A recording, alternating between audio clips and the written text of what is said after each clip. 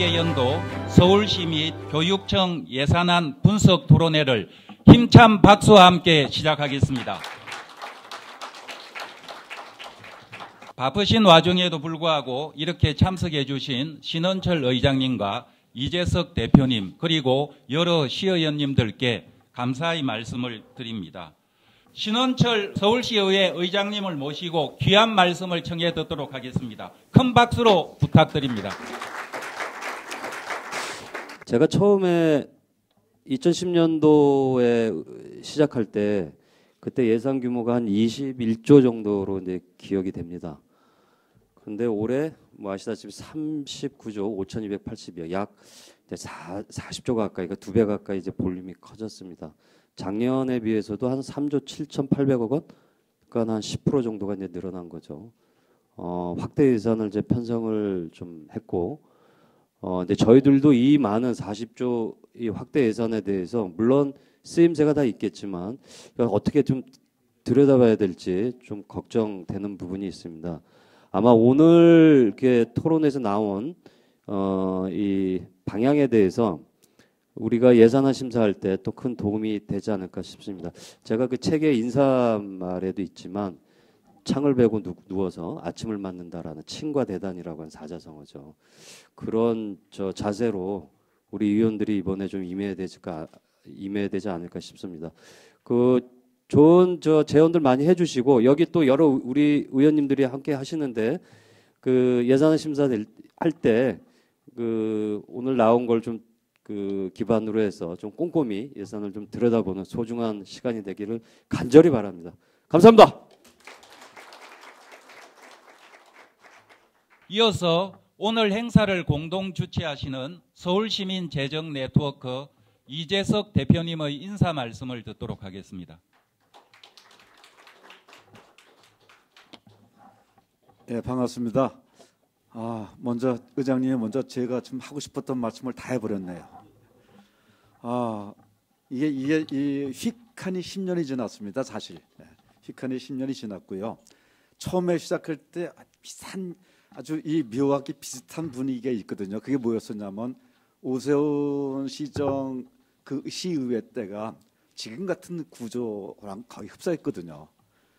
그래서 사실 대기구인 시의회가 있는데도 불구하고 시민단체가 뭐 옥상옥으로 또 뭘 또 뭐 해야 될 필요가 있냐 할지 모르겠지만 사실 이럴수록 시민의 그 의욕을 사지 않도록 정말 같이 이 지혜를 모아야 될 때가 아닌가 싶습니다. 말씀했듯이 10년 만에 확대가 2배 가까이 됐거든요. 물론 확대 재정은 굉장히 절실합니다. 왜냐하면 이 지금 그 온 국민들이 걱정하고 있는 경제 때문에 확대 재정은 확실한데 필요성은 확실한데 우려되는 부분도 많이 있죠. 특히 이 지방채 발행 같은 것들에 대해서는 굉장히 우려도 깊습니다. 그래서 이걸 정말 이 의원님들이 더 꼼꼼하게 챙겨주시고 뭐 이 쓸데없는 것들은 좀 걸러 주셔야겠죠. 그리고 이게 다음 이 시장 때 이 빛을 또 넘기면 안 되니까 정말 이 확대 재정에 대해서는 정말 더 꼼꼼하게 좀 들여다 봐주셨으면 하는 그 바람입니다. 그리고 이걸 10년 동안 이게 할 수 있게끔 도움을 주신 시의회 관계자 분들하고요. 그리고 정말 열악하지만은 그 시민단체 1인, 2인 이런 시민단체들입니다. 이 시민단체들이 힘을 모아서 이 짧은 시간 안에 이런 이렇게 이 분석을 하고 또 나름대로 시민의 눈높이로 이걸 해주신 이 시민재정넷 그 관계자분들께도 정말 이 자리를 빌어서 감사드리겠습니다. 이번 이 회계 이 예산안 점점 조금 더 꼼꼼하게 좀 챙겨주시길 바라겠습니다. 반갑습니다. 예, 거기 오늘 특별히 그 서울시의회의 재정통이신 김용석 대표님 참석해 주셨는데요. 잠시 한 말씀 부탁드립니다. 안 나오려고 그랬는데요. 감회가 새로워서 나왔습니다. 사실은 우리 이재석 회장이 말씀하신 바대로 2010년에 이 토론회가 처음 시작을 했습니다. 이제 훌쩍 10년이 지난 거죠. 사실 그 당시는 의회는 그 당시는 이제 우리 민주당이었고 오세훈 시장이 재임하셔가지고 오셨는데 시민단체와 함께 시민의 눈높이에서 예산을 한번 들여다보겠다 이렇게 이제 출발한 겁니다. 사실 아마 전국의 243개 지방의회 중에서도 시민단체와 함께 의회가 예산 심의 전에 이렇게 토론회를 갖는 데는 아마 서울시의회가 유일할 겁니다. 그래서 뭐 예를 들어서 시장이 뭐 박원순 시장으로 바뀌었다 손 치더라도 시민의 눈높이에서 우리 의회가 함께 시민단체와 함께 시민들과 함께 서울의 예산을 같이 토론회를 먼저 이렇게 진행한다는 건 상당히 의미가 있다고 저는 생각되고요. 이 토론회에서 나온 소중한 이야기들이 우리 예산 심의 과정에 충분히 반영될 수 있도록 노력했으면 좋겠습니다. 감사합니다. 오늘 우리 서울시민과 또 서울시의회가 함께하는 2020 회계년도 서울시 및 교육청 예산안 분석 토론회 첫 번째 세션입니다. 우리 총론 분야 2020 회계년도 서울시 예산안 분야 토론회 자장을 맡은 성북구 제3선거구 출신 예결위원회 부위원장 강동기 의원입니다. 반갑습니다.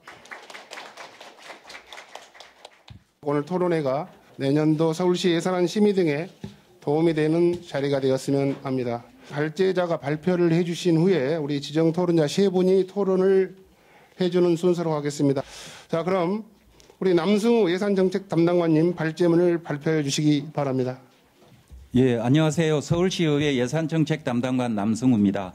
서울시 예산은 역대 최대 규모로 19년 대비 10.6% 증가한 39조 5,282억 원인데 반해서 기금 규모는 19년보다 5,450억 원이 감소한 2조 4,948억 원으로 총 재정 규모는 42조 230억 원입니다.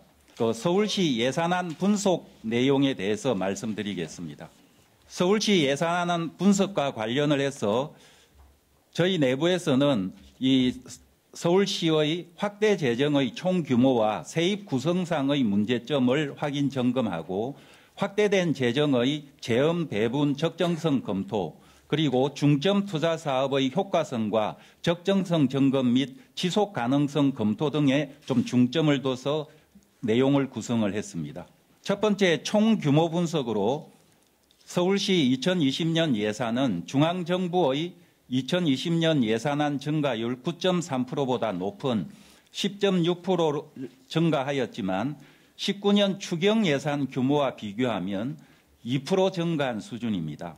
한편 일반 회계는 전년 대비 11.3% 증가한 반면 특별회계는 전년 대비 9.1% 증가하여 2019년의 특성과 좀 대비된다고 하겠습니다.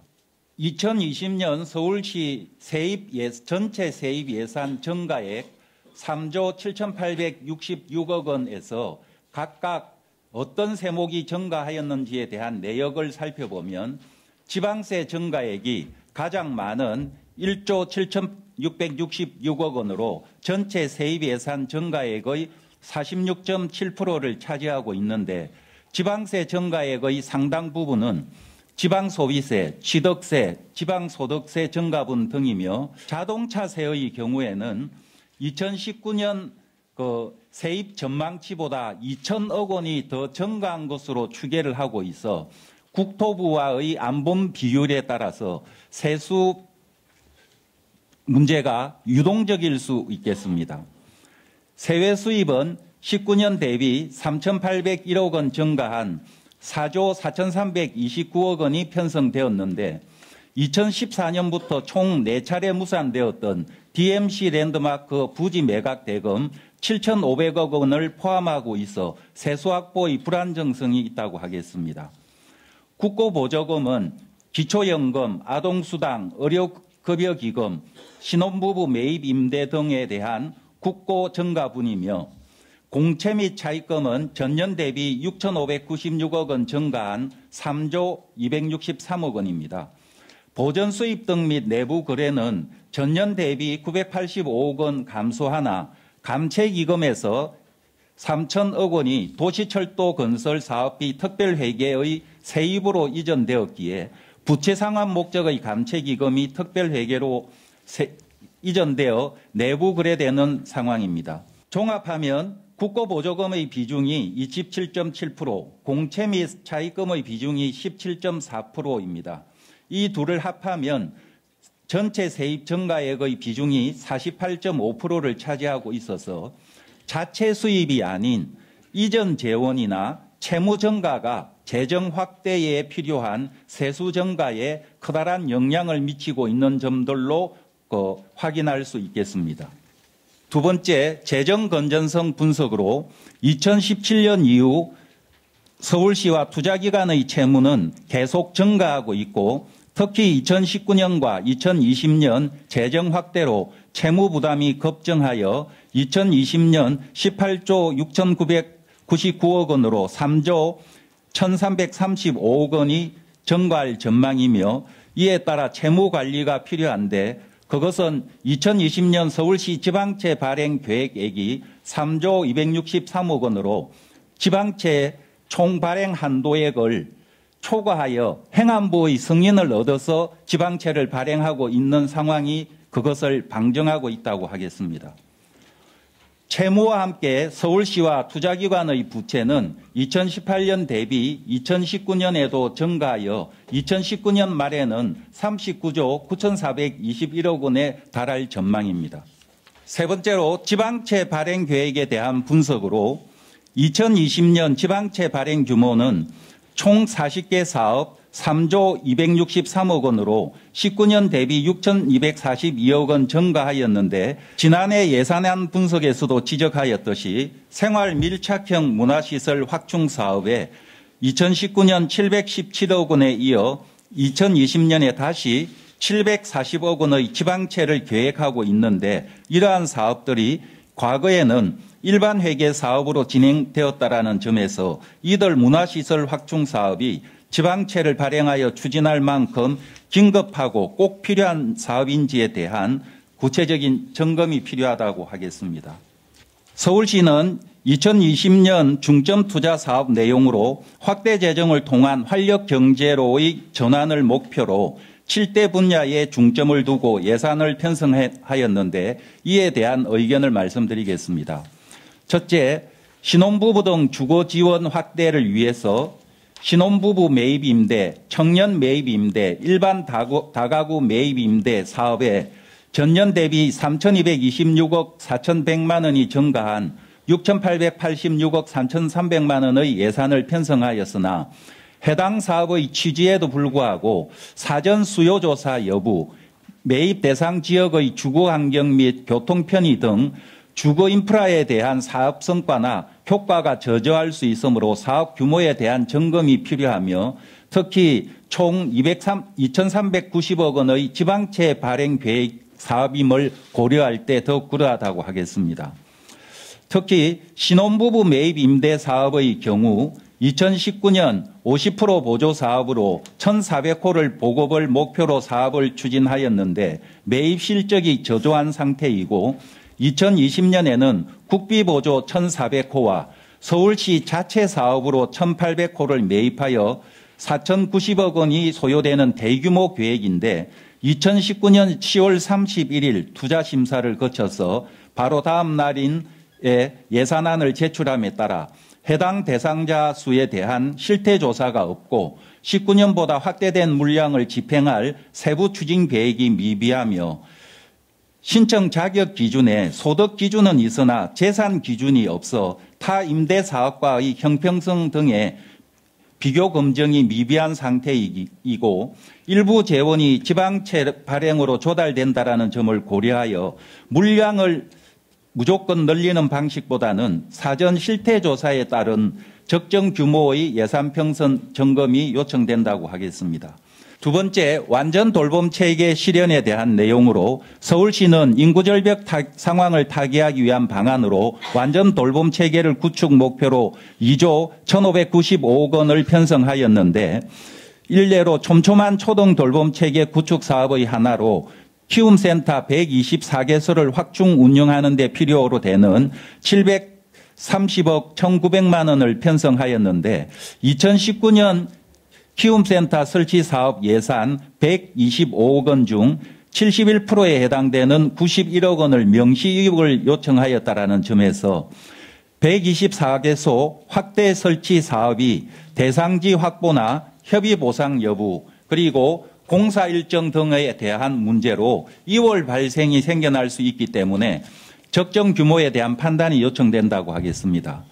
세 번째, 획기적 청년 지원과 관련을 해서 청년의 사회 출발 지원을 위해서 4,977억 원을 편성하였는데 이 중 청년수당에 904억 원을 편성하였습니다.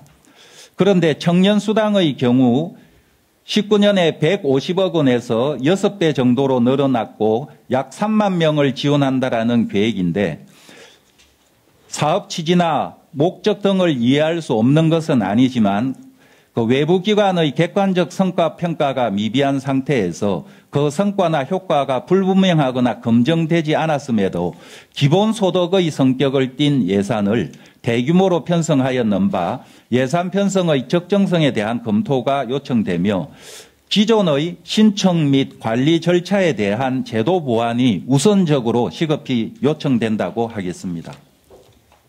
좋은 일자리 창출과 관련하여 서울시는 직접 일자리 18만 개, 간접 일자리 수 21만 3천 개 등 전체 일자리 39만 3천 개를 목표로 19년 대비 4,316억 원 증가한 2조 126억 원을 편성하였는데 서울형 뉴딜 일자리 등 직접 일자리 수와 예산액이 늘어났고 간접 일자리 예산액은 줄어들었기에 민간 영역에 있어서의 일자리 창출에 한계를 보일 것으로 판단됩니다.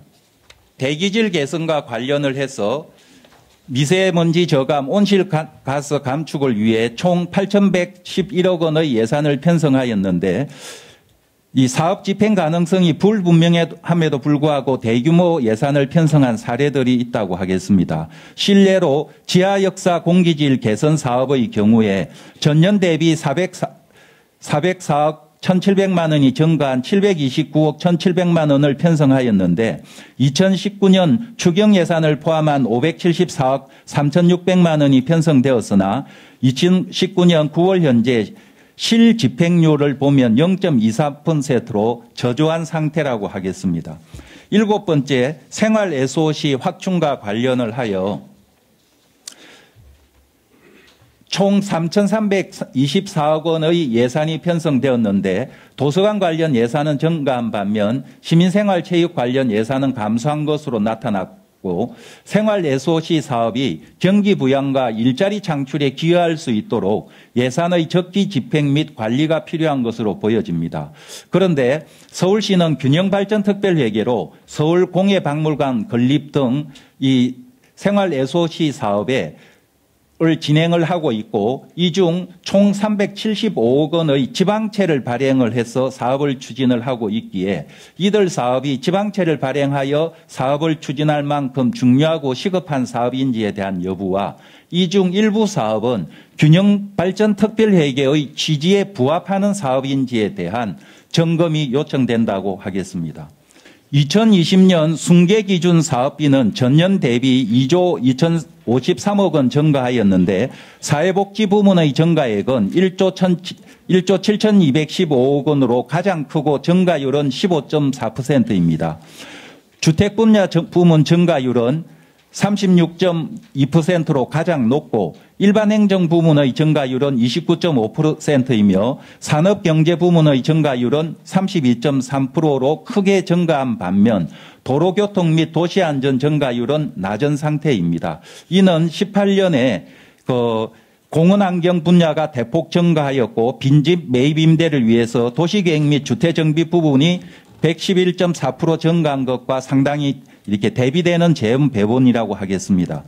일반 행정 부분의 예산액이 최근 4년간 지속적으로 증가하고 있다는 점과 대폭 증액된 서울 청년 수당 사업 및 언론 매체를 통한 시정정보 제공 사업 등에 대한 진지한 검토가 요청되며 도로교통 부문의 사업은 장기 계속 사업이 다수이고 2000년 예산 사업 중에 총 23개 사업에 7,937억 원의 지방채를 발행하여 사업을 추진할 계획인 점에서 전년도 집행률과 이월율을 고려한 예산 검토가 요청되고 도시안전 부문의 예산이 감소하였음에도 지하역사 공기질 예산은 액은 증가하였다라는 점과 산업경제부문의 예산 중 농업공화국 조성, 신규 사업으로 제로페이와 연계된 서울 지역사랑 상품권 발행 운영, 캠퍼스타운 활성화 사업 등에 대해 대규모 예산이 편성된 바 검토가 요청되며 도시계획 및 주택 분야 부문 예산 중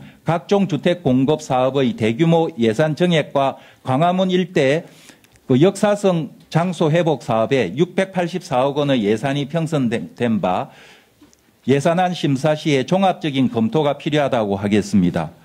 이상으로 서울시 예산안 및 기금 분석을 발표를 모두 마치겠습니다. 감사합니다. 네, 우리 남승호 과장님 고생 많으셨습니다. 역시 예산 전문가답게 좀 꼼꼼한 분석을 해주셨고요. 특히 세입 분야에 있어서 우리 총규모 분석의 세수 확보의 불안전성, 특히 자동차라든가 DMC 랜드마크에 대해서 여러 가지 조금 고민들을 하셨고요. 네, 다음은 우리 김은희 풀뿌리 여성 네트워크 바람 운영위원님 발제문을 발표해 주시기 바랍니다. 제가 오늘 발제할 내용은 사실 그 예산안의 세부 내용이기보다는 어쩌면 이 예산안을 의회에서 어떻게 심의할 거냐라고 하는 부분에 관한 이제 의견을 좀 개괄적으로 제안을 드리려고 합니다. 2011년 이후에 서울시 예산을 편성하는 방식의 기준이 법제도적으로도 많이 변화했습니다. 큰 틀에서 보면 그러니까 지방재정법 개정을 통해서 참여예산제가 제도화됐고 같은 시기에 성인지 예산제가 도입이 되면서 예산서 결산서를 작성하도록 하고 있고요. 올해 본예산 편성부터는 균형인지 예산제도도 적용이 되고 있고 또 참여예산과는 별개의 트랙으로 청년자율예산제도 시행을 하고 있어요. 그러니까 이런 각종의 제도나 예산 참여의 기재라고 하는 것이 다 있는지조차 사실 확인하기 어려울 만큼 많은 방식의 시민들의 참여를 통한 예산 편성이라고 하는 어떤 기조의 변화가 생겼다고 생각합니다. 오늘 제가 말씀드리려고 하는 내용은 이렇게 해서 이렇게 다양한 방식으로 제도화된 시민 참여를 통해서 편성한 예산을 사실 이전에 행정부가 그냥 편성하던 예산과 동일한 방식으로 심의하는 게 맞는가? 저는 이제 그 예산을 심의하는 권한이 의회에 있는 건 너무나 당연하고 사실 이제 행정부가 참여예산제 등을 통해서 예산을 편성하는 권한과 편성하는 권한을 시민과 나누는 것과 이게 그 의회의 심의 권한이 전혀 충돌하지 않고 사실 병립해야 된다고 생각을 하고 있습니다.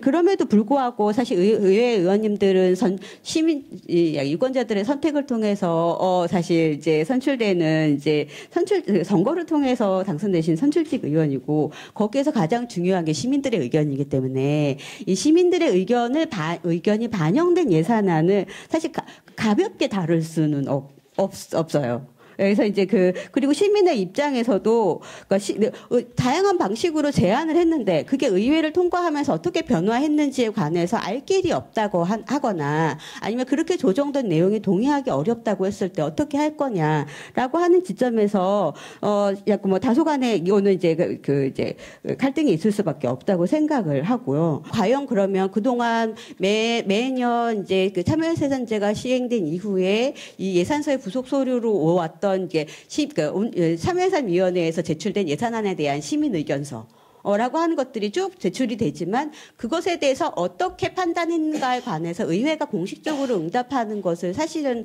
본 적이 없어요.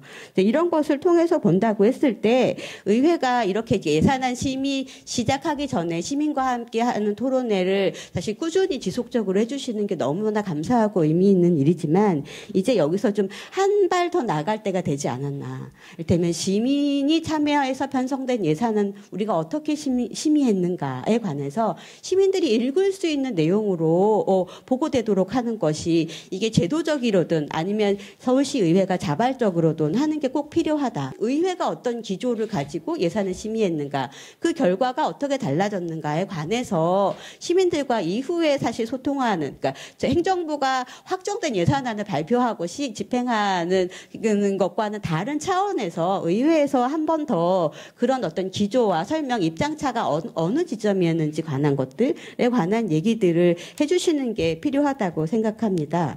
예를 들어서 사실 이제 말씀드릴 수 있는 게 그 민주주의 서울 통해서 1호로 채택되었던 예산인 난임 지원 예산에 관한 것을 보면 사실 이런 필요성에 대해서 더 얘기가 될 수 있다고 생각해요.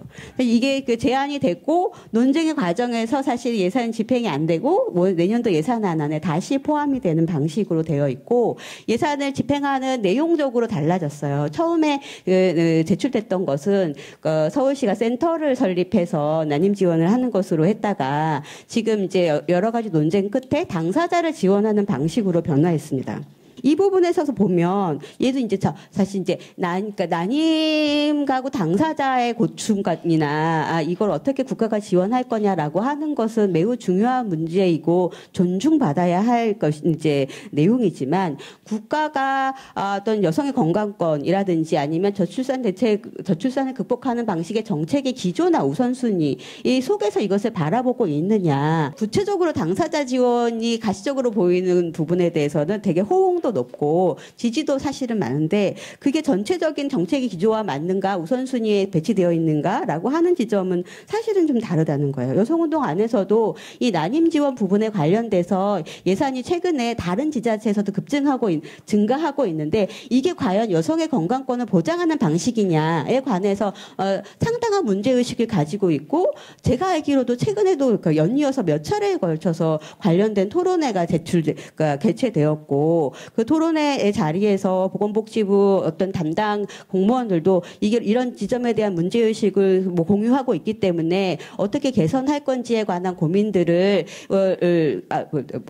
정책 시행 과정에서 내놓겠다라고 얘기하고 있는데 서울시는 이제 여전히 사실은 이렇게 약간 이제 난임 시술 횟수를 추가적으로 지원하는 것을 되게 것만을 담고 있는 측면이 있어서 이것을 의회가 이걸 어떻게 심사하고 판단할 거냐라고 하는 지점이 개별 정책의 차원에서도 있고 이를테면 민주주의 서울이라고 하는 공론장을 통해서 제출된 사안을 심의하는 것에서의 어떤 기준이나 어떤 과정 같은 부분에서도 많이 이제 고민스러울 수밖에 없거든요. 이제 이런 측면에서 이후에 이런 성격을 가진 예산의 경우에 어떻게 심의했는가에 관한 부분들을 꼭 공개적으로 보고를 해주신다고 하면 여러 가지 측면에서 뭐 좋은 일이 긍정적일 거라고 생각을 하고 그 외에 전 의회에 좀 부탁드리고 싶은 지점을 이제 추가적으로 한 가지만 말씀드리자면 의회는 이 성인지 예산서를 심의할 준비가 돼 있냐라고 하는 거예요. 그러니까 지금 보면 이제 뭐 타 지자체하고 많이 뭐 계속 비교를 하는 것이 뭐 좋진 않겠지만 그럼에도 불구하고 지금 지자체 성인지 예산제가 가지고 있는 한계는 어느 정도 사실 충분히 지적되고 있고 그 내용이 서울시에서 구체적으로 다 확인할 수 있는데 이 부분을 개선하기 위한 노력을 의회 차원에서 좀 해주셔야 한다. 특히 그리고 보면 그런데 그럼 의회는 얼마나 여기에 뭐 성인적인 관점을 가지고 개입하고 있냐 했을 때 예산 재정 분야의 위원회 꾸릴 때 보면 늘 여성 한 명도 없어요. 경기도 같은 경우에는 조례 아예 그래서 결산심사위원회 구성할 때 뭐 성비가 뭐 특정 성이 40% 이상 넘지 않도록 한다고 하는 등의 규정을 별도로 사실 이렇게 개정을 통해서 명시하고 있는데 서울시는 그런 변화를 찾아보고 있을 수 없는 점이 좀 아쉽다고 생각해서 시의회 차원에서도 예산 재정 분야의 성인지적인 관점, 여성 참여의 보장 이런 어떤 것들을 좀 이제 제도적으로 좀 이제 확보를 해주십사 하는 것까지를 말씀드리면서 마치겠습니다. 감사합니다. 네, 우리 김은희 의원님 고생 많으셨습니다. 아마 조금 시민의 입장에서 고민의 지점이 있는 것 같아요. 작년도 예산안이 의회로 넘길 때는 그래도 시민 참여 예산에 대해서 나름대로의 표기를 해서 들어왔는데, 이러면 꼬리표를 달고 들어왔는데, 올해부터는 이제 그게 지금 없이 바로 넘어왔다는 것에 대한 예산 심의 과정이나 결과를 우리 시민들과 좀 공유를 했으면 좋겠다는 의회에 대한 당부하고 또 두 번째는 성인지 예산에 대해서 좀 더 실효성을 높일 수 있도록 서울시 의회가 좀 많은 노력을 좀 해달라 하는 고민의 지점을 부탁드린 것 같습니다. 예. 감사하고요. 자, 앞서 발제하신 우리 두 분 총론에 대해서 토론을 시작하도록 하겠습니다. 우리 서울시의회 임종국 의원님 토론해 주시기 바랍니다. 예, 기획경제위원회 소속 임종국 의원입니다. 제가 이제 시연된 지가 한 1년 반쯤 됐는데요. 제가 이제 시의원 되기 전에도 그 서울시 예산안을 좀 들여다볼 기회가 좀 있었어요. 그래서 그때 볼 때와 시의원이 되고 나서 볼 때와 좀 입장 차이가 좀 있더라고요. 우선 그 시의원이 되고 보니까 각 사업을 이렇게 분석할 때 보면 이 사업이 해마다 다른 사업이 아니라 되게 계속 사업입니다. 이제 그러다 보니까 경로 의존성이라고 하죠. 그 하던 대로 해왔던 게 있기 때문에 급격하게 이제 바꿀 수 없는 이제 그런 그 사정이 있죠. 그리고 그 대부분의 사업이 그 이제 위임 사무죠. 그게 이제 지방자치의 한계인데요. 그러니까 순수하게 그 서울시가 자치분권 입장에서 자치 사업을 그 구성하지 못하고 대부분의 사업이 이제 위임 사무고요. 특히 이제 복지 관련 사업이 그 대단히 많이 늘어났음에도 불구하고 이 역시 그 위임 사무의 증가로 인한 그 자연 증가 부분이 이제 꽤 많습니다. 이제 그런 것이 그 지방자치의 한계고요. 또 이제 김은희 의원님께서 지적하신 또 이 참여예산 문제도 저희 의원들 사이에 좀 그 일부 좀 그 논의는 좀 있었는데 그 참여예산 수기예산으로 진행됐던 그 예산을 이제 꼬리표를 다는 게 맞느냐? 집행부가 이제 예산을 이제 구성을 하면서 그때 그 시민들과 충분히 논의해서 올린 것이라는 그런 전제 하에 이제 저희 그 시의회에서 심의를 하게 되는데요. 일단 이제 그 수기예산이나 참여예산이 그 진행된 지가 이제 시간이 이렇게 오래되지 뭐 않았지만 내용적으로 그 좀 잘 진행될 거라고 이제 기대하고 일단 그렇게 좀 보고요. 그 성인지 예산도 말씀하셨지만 이제 대단히 좀 중요한데 사실 이게 전담 부서가 좀 힘이 없는 것 같아요. 그 저희 위원회에서도 이렇게 몇 분이 계속 이 부분에 대해서 이제 지속적으로 지적하시는 분이 계신데 사실은 이게 그 개념이 아직도 이제 그 집행부에서는 명확하게 지금 정의되어 있지 않는 것 같고 그리고 이 성과 분석표에 보면 대체로 90% 이상 달성하고 있는 것처럼 그렇게 돼 있지만 사실 이제 내용적으로 보면 아직은 그 형식적인 차원을 넘어서기는 좀 어려운 것 같다. 이런 말씀입니다. 우선 그 2020년도에 서울시 예산안은 이제 그 확장 재정이라고 이름 붙이고 있죠. 그 서울시에서도 이제 보도 자료를 통해서 이제 확장 재정이다. 그리고 뭐 희망 선순환, 그러니까 희망의 경제 선순환 구조라는 이제 타이틀로 그 확대 재정을 얘기를 하고 있고요. 우선 그 서울시에서는 이제 7개 분야에 대해서 그 강조를 하고 있는데요. 특히 이제 신혼부부 관련해서 그 뭐 임대주택을 이제 늘리는 문제 이런 게 있습니다. 저는 주로 이제 이걸 이 확대 재정이 목표하는 이 경제적인 측면에서 제가 주로 좀 비평을 하면 그 지금 그 신혼부부 임대주택을 이제 늘리는 것도 결국은 뭐 주택 총량을 늘린다든지 뭐 다른 그 측면에서 늘리는 것이 아니고 기존의 그 주택을 매입해서 리모델링해서 공급을 하는 것이죠. 그렇게 되면 이것이 그 우리 부동산 가격을 그 연착륙시키자고 하는 그런 취지에 그 좀 부합하는가 이런 좀 의문이 있고요. 특히 그 예산이 좀 작습니다만 그 한 360억의 그 이자 지원금이 있습니다. 그 전세를 지원을 하는 그런 예산이 있는데요. 이게 이자 지원이 360억이면 이로 인해서 그 대출이 증가되는 부분이 이제 2조가 훨씬 넘을 거거든요. 그런데 그 금감원의 전국 통계를 보면, 그러니까 전국 통계입니다. 서울시 통계가 아니라 전국 통계를 보면 은행권 대출 규모가 연 한 48조 정도 늘어나고 있습니다. 그래서 현재 누적 가계부채가 한 874조쯤 되는데요. 이 중에 그 전세 대출로 그 발생하는 게 월 평균 한 2조쯤 늘어납니다. 이건 전국 평균입니다. 그런데 지금 서울시에서 이렇게 그 전세 대출의 이자를 지원하면서 이로 인해서 발생하는 게 이제 2조가 넘으면 이것이 그 기존의 전세 수요를 늘리고 부동산 수요를 늘리게 되지 않을까 그런 어떤 그 부동산 경기에 좀 악영향을 줄 우려가 있다라는 게 이제 제 생각인데요. 그 이 지점도 그 제가 이제 시집행부하고 그 이런 데 대해서 좀 문제 제기를 좀 했었는데 그 일단 서울시에서도 그 제 지적을 그 모르는 바는 아니었던 것 같아요. 이제 그럼에도 불구하고 어쨌든 이제 이 그 신혼부부나 청년에게 그 이제 주택을 공급하는 그런 측면이 이제 시민의 편익을 늘리는 측면이 좀 강하다라고 해서 여러 가지 그 판단에도 불구하고 이제 이렇게 정책을 잡은 것 같습니다. 이제 다만 지금 이 신혼부부 임대주택만 해도 그 한 8천억 이상을 늘려서 총 한 2조 이상의 예산을 잡고 있는데 과연 이게 다 집행이 다 가능할 것인가 이런 좀 의문은 좀 있고요. 그렇게 되면 이제 집행률이 많이 떨어질 우려가 좀 있고 그것은 이제 복지 분야의 그 뭐 보육교사나 뭐 돌봄 그 서비스 같은 것들을 늘려서 한 3만 6천 개의 사회 서비스 일자리를 이제 만들 계획에 있는데 이제 이런 것들과 관련해서도 과연 집행이 좀 가능할까? 뭐 이제 이런 의문이 좀 있고요. 그리고 이제 그 일자리 관련 예산을 꽤 많이 배정하고 이제 늘려 있는데 이 역시 그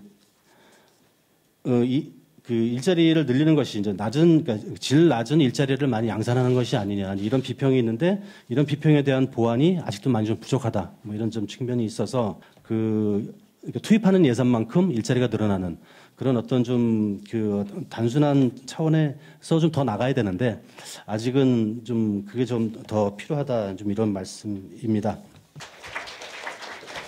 네, 우리 임종국 의원님 고생하셨습니다. 아마 확대 재정에 대한 총론적으로는 긍정적인 평가를 하는 것 같습니다. 그러나 이제 구체적으로 들어갔을 때 좀 지방정부 부채가 좀 늘더라도 가처분 소득을 늘려서 우리 희망의 경제 선순환 구조가 조금 정착될 수 있도록 했으면 좋았을 텐데 그런 부분에 조금 미약하지 않았나 하는 고민의 지점이 있는 것 같습니다. 네, 고생하셨고요. 우리 다음은 김상철 서울시민재정네트워크 기획위원님 발표해 주시기 바랍니다. 앞부분에 많은 그 강론들이 나왔기 때문에 특별히 이제 좀 강조를 하고 싶은 부분들이 좀 집어서 하겠습니다. 크게 두 틀인데요. 하나는 이제 확장 재정은 필요하다는 부분에 크게 이론은 없을 것 같아요. 근데 중요한 건 한 3조 이상의 지방채까지 발행하면서 하는 확장 재정이라고 한다면 우리는 현재의 이 지출, 그러니까 미래 세대에 부담을 주는 이 지출을 통해서 어떤 성과를 얻겠는가라고 하는 측정 가능한 지표가 있어야 됩니다. 그러니까 사실 그게 되지 않으면 사실 현재 세대를 위해서 그냥 돈을 땡겨다 쓰는 것이 되는 셈이어서 그 부분에 대한 문제의식이 있고요. 그 다음에 두 번째 같은 경우는 그렇기 때문에 이 지방채 발행 구조라고 하는 것이 제가 봤을 때도 좀 장기적인 국면으로 갈 것 같다라고 하는 부분이 있어서 이 부분들을 의회에서 좀 어떻게 보실 그 관리를 해주실까? 라고 하는 부분에 대한 의견입니다. 첫 번째는 신혼부부 주택지원, 주거지원 관련된 되게 동의를 하는데 문제는 이거 진짜 쓸 수 있어야 됩니다. 왜냐하면 역세권 2030 청년주택 사업 같은 경우는 집행률이 50%를 조금 넘는 수준인데 이거 아마 감행 못할 거거든요. 왜냐하면 외부적으로 봤을 때 청년주택 예산을 줄였다라고 하는 걸 보여주기가 어려울 거기 때문에 집행률과는 상관없이 총 규모를 유지하려고 하는 유인이 생길 겁니다. 저는 비슷하게 이 신혼부부 이 주거지원 정책도요. 집행을 못하더라도 이 총규모가 유지되는 효과가 발생을 할 거고 그러면 이것 때문에 재정을 좀 더 융통성 있게 쓸 수 있는 구조의 제약이 될 수 있거든요. 그래서 취지는 좋은데 진짜 쓸 수 있느냐라고 하는 부분에 대한 검토가 필요할 것 같고요. 두 번째로는 청년 관련된 예산이 증액된 것은 좋은데 이거를 효과적으로 운영할 수 있는 운영 비용과 관련된 고려가 과연 있느냐라고 하는 겁니다. 그러니까 지원 대상수를 늘리면 그 지원 대상수를 잘 관리하고 성과를 측정할 수 있는 지원기구에 대한 고민이 있어야 되는데 보통은 그냥 총 사업비만 늘리고 기존에 있는 제한되어 있는 운영기구들이 그것을 관리하도록 하는 것은 좀 제약이 많겠다라는 생각이어서 정말 적정한 규모의 그 내용인 건지를 한번 검토를 해주셨으면 좋겠다는 거고요.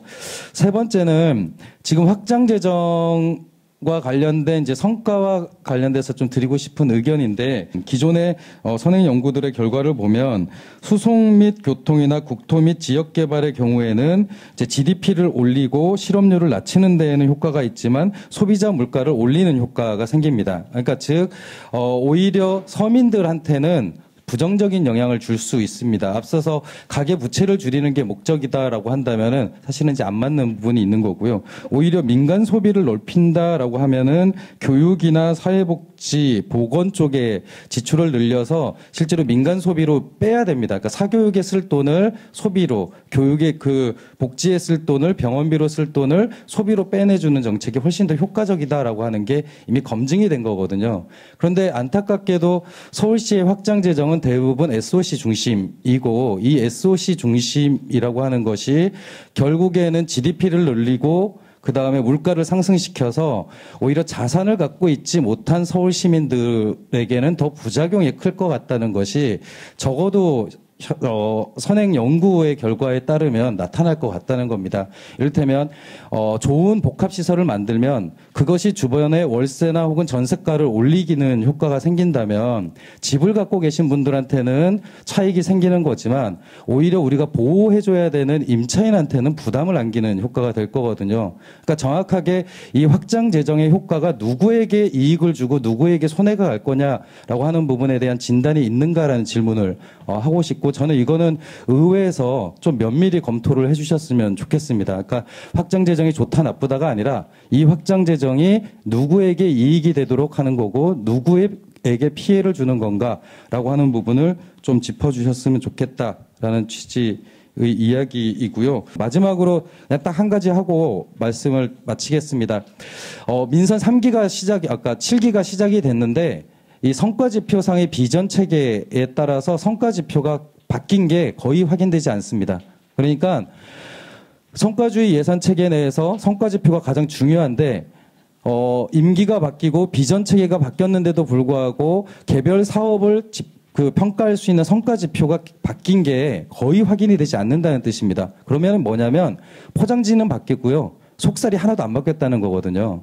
그래서 이번에 예산 심의에서도 성과 계획서가 정말 촘촘하게 짜져 있는지도 한번 꼭 봐주시기를 부탁드리겠습니다. 감사합니다. 네, 우리 김상철 기획위원님 고생하셨습니다. 다음 우리 주무부서의 과장님이시죠. 우리 김태명 서울시 예산 담당관님 발표해 주시기 바랍니다. 네, 안녕하십니까. 예산과장입니다. 오늘 좋은 말씀 많이 주셨는데 하여튼 가슴 깊이 잘 새겨가지고 저희들이 앞으로 일을 추진하는데 잘 보완하도록 하겠습니다. 기본적으로 오늘 확대 재정에는 다 찬성을 해주셨습니다. 그래서 확대에 다 찬성을 해주셨는데 이제 구체적으로 세부 내역은 뭐냐 거기에 대해서 이제 좀 제대로 길을 갈 수 있도록 이제 많은 말씀 주셨는데요. 제가 이제 확대 재정에 대해서 확대 재정하는 방법이 크게 보면 세 가지가 있습니다. 첫 번째가 이제 지방채 발행이었고요. 이제 두 번째로 이제 세입을 늘리는 방법. 그럼 이제 세수를 좀 늘려야겠죠. 그 다음에 세 번째가 이제 세액 수입입니다. 그래서 세 가지 방법이 있었고 저희가 지방채에 대해서 여러 가지 기본적인 문제점이 있을 수 있긴 한데 기본적으로 재정 건전성 관련해서 서울시가 이제 채무 비율이 한 22%입니다. 이 선진국 같은 경우는 보통 한 50%가 넘는 경우가 많죠. 사실 선진국에 비해서 저희 채무는 굉장히 건전한 편이고요. 행자부에서 지금 기본적으로 지켜야 될 채무 비율이 25%입니다. 근데 서울시는 이번에 지방채 좀 늘렸지만 사실 저희들이 할 수 있는 한 많이 늘렸지만 그렇다고 또 엄청 늘은 건 아니고요. 한 6,900억 정도 전년보다 늘었는데 이제 기존 사업도 있습니다. 한 1조 2천억 정도 이제 그런 사항이 있고요. 그래서 저희들이 확대 재정하면서 최대한 저희들이 할 수 있는 바를 한 거고, 사실은 조금 지금 여러분들 많은 분들이 말씀하시는데 40조 엄청난 예산 맞습니다. 근데 실제로 가용재원은 그렇지 않고요. 지금 수요는 엄청 많습니다. 각 구에서 요구하는 수요도 엄청 많고요. 그다음에 거의 저희 시청 앞에서 데모하시는 분들 많지 않지 않습니까? 그 수많은 수요들, 특히 복지 예산 12조 8천억이죠. 그럼에도 불구하고 더 많은 요구를 하고 있고요. 수요가 엄청 많기 때문에 예산이 40조라고 하지만 예산 담당 입장에서는 좀 더 많은 예산을 갖고 더 많은 사람들에게 수요를 충족시키면 좋겠다는 그런 느낌이 많이 듭니다. 예산 편성하면서. 저희들이 이제 보수적인데 예산부서 자체가 보수적입니다. 그래서 저희과 전체가 이제 보수적임에도 불구하고 그럼에도 불구하고 더 많은 예산이 있으면 좋겠다는 느낌을 받을 때가 많습니다. 그걸 전제로 일단 말씀을 드리고요. 일단은 서울시 기조는 다 아시겠지만 예산 편성은 39조 5,282억 원입니다. 그래서 올해 대비 한 3조 7,866억 늘었고 기본적으로 확대 재정하는 기본적인 이유는 내년 경제 성장률이 올해는 1%대까지 떨어질 수 있다라는 그런 이제 우려를 갖고 있어서 저희가 할 수 있는 건 최대한 노력을 한 거고요. 사실은 이제 예산부서 입장에서는 일을 2배로 한 셈입니다. 이제 딴 때보다도 예년보다도 더 많은 저희들이 이제 노력을 했고 그럼에도 이제 물론 저희들이 보완해야 할 점들은 많이 있습니다. 이제 그것들은 더 보완을 할 거고, 이제 또 의회 심의 과정에서도 또 많이 보완이 되리라 이렇게 기대를 하고 있습니다. 기본적으로 이제 정부 확장적 예산 규제에 부응하고, 그다음에 주거 안정이라든가, 우리 사회 주거 문제는 굉장히 심각하지 않습니까? 주거 안정이라든가, 돌봄, 그다음에 청년, 대기질, 혁신 성장 이런데 문제를 좀 해결하는데 중점을 두었다. 이제 큰 틀에서는 이제 그렇게 말씀을 드리고요. 분야별로 보면은 이제 복지 예산이 최초로 12조 원을 넘었습니다. 엄청난 예산이죠.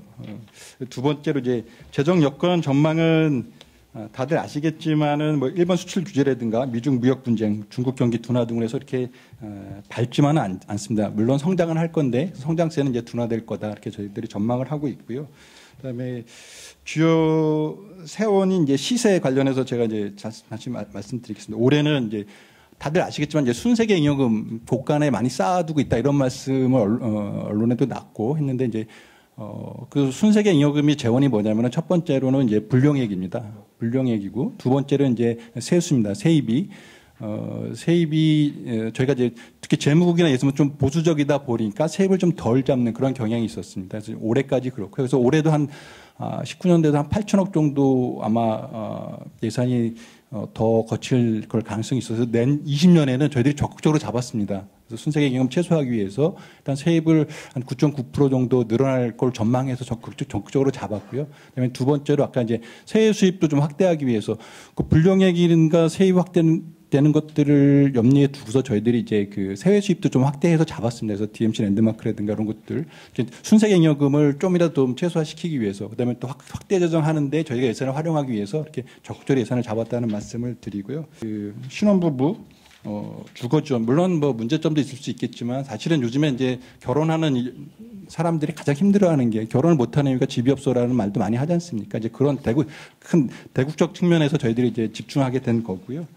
이제 돌봄 체계도 저희들이 사실 이제 일단은 아이를 낳고 결혼을 하면 아이 낳고 좋은 좀 환경을 구축해야 되고 낳고 나면 또 영유아된 어떤 보육도 좀 챙겨야 되고 그러면 또 초등학교까지 촘촘한 돌봄 체계가 필요하다. 이게 아이를 낳는 난임 지원부터 시작해가지고 단순히 이제 주거지택뿐만 아니라 이런 절차들이 다 우리가 제도적으로 갖춰져야 제대로 우리 사회가 안정화되고 이제 큰 틀에서 보면 그렇다라고 저는 그런 판단하에서 이런 사업들을 추진하고 있는 거고요. 물론 그 과정에서는 조그만 뭐 잘못도 있고 뭐 미비점도 있을 수 있겠습니다만 큰 틀에서는 저는 그게 합리적이라고 보고요.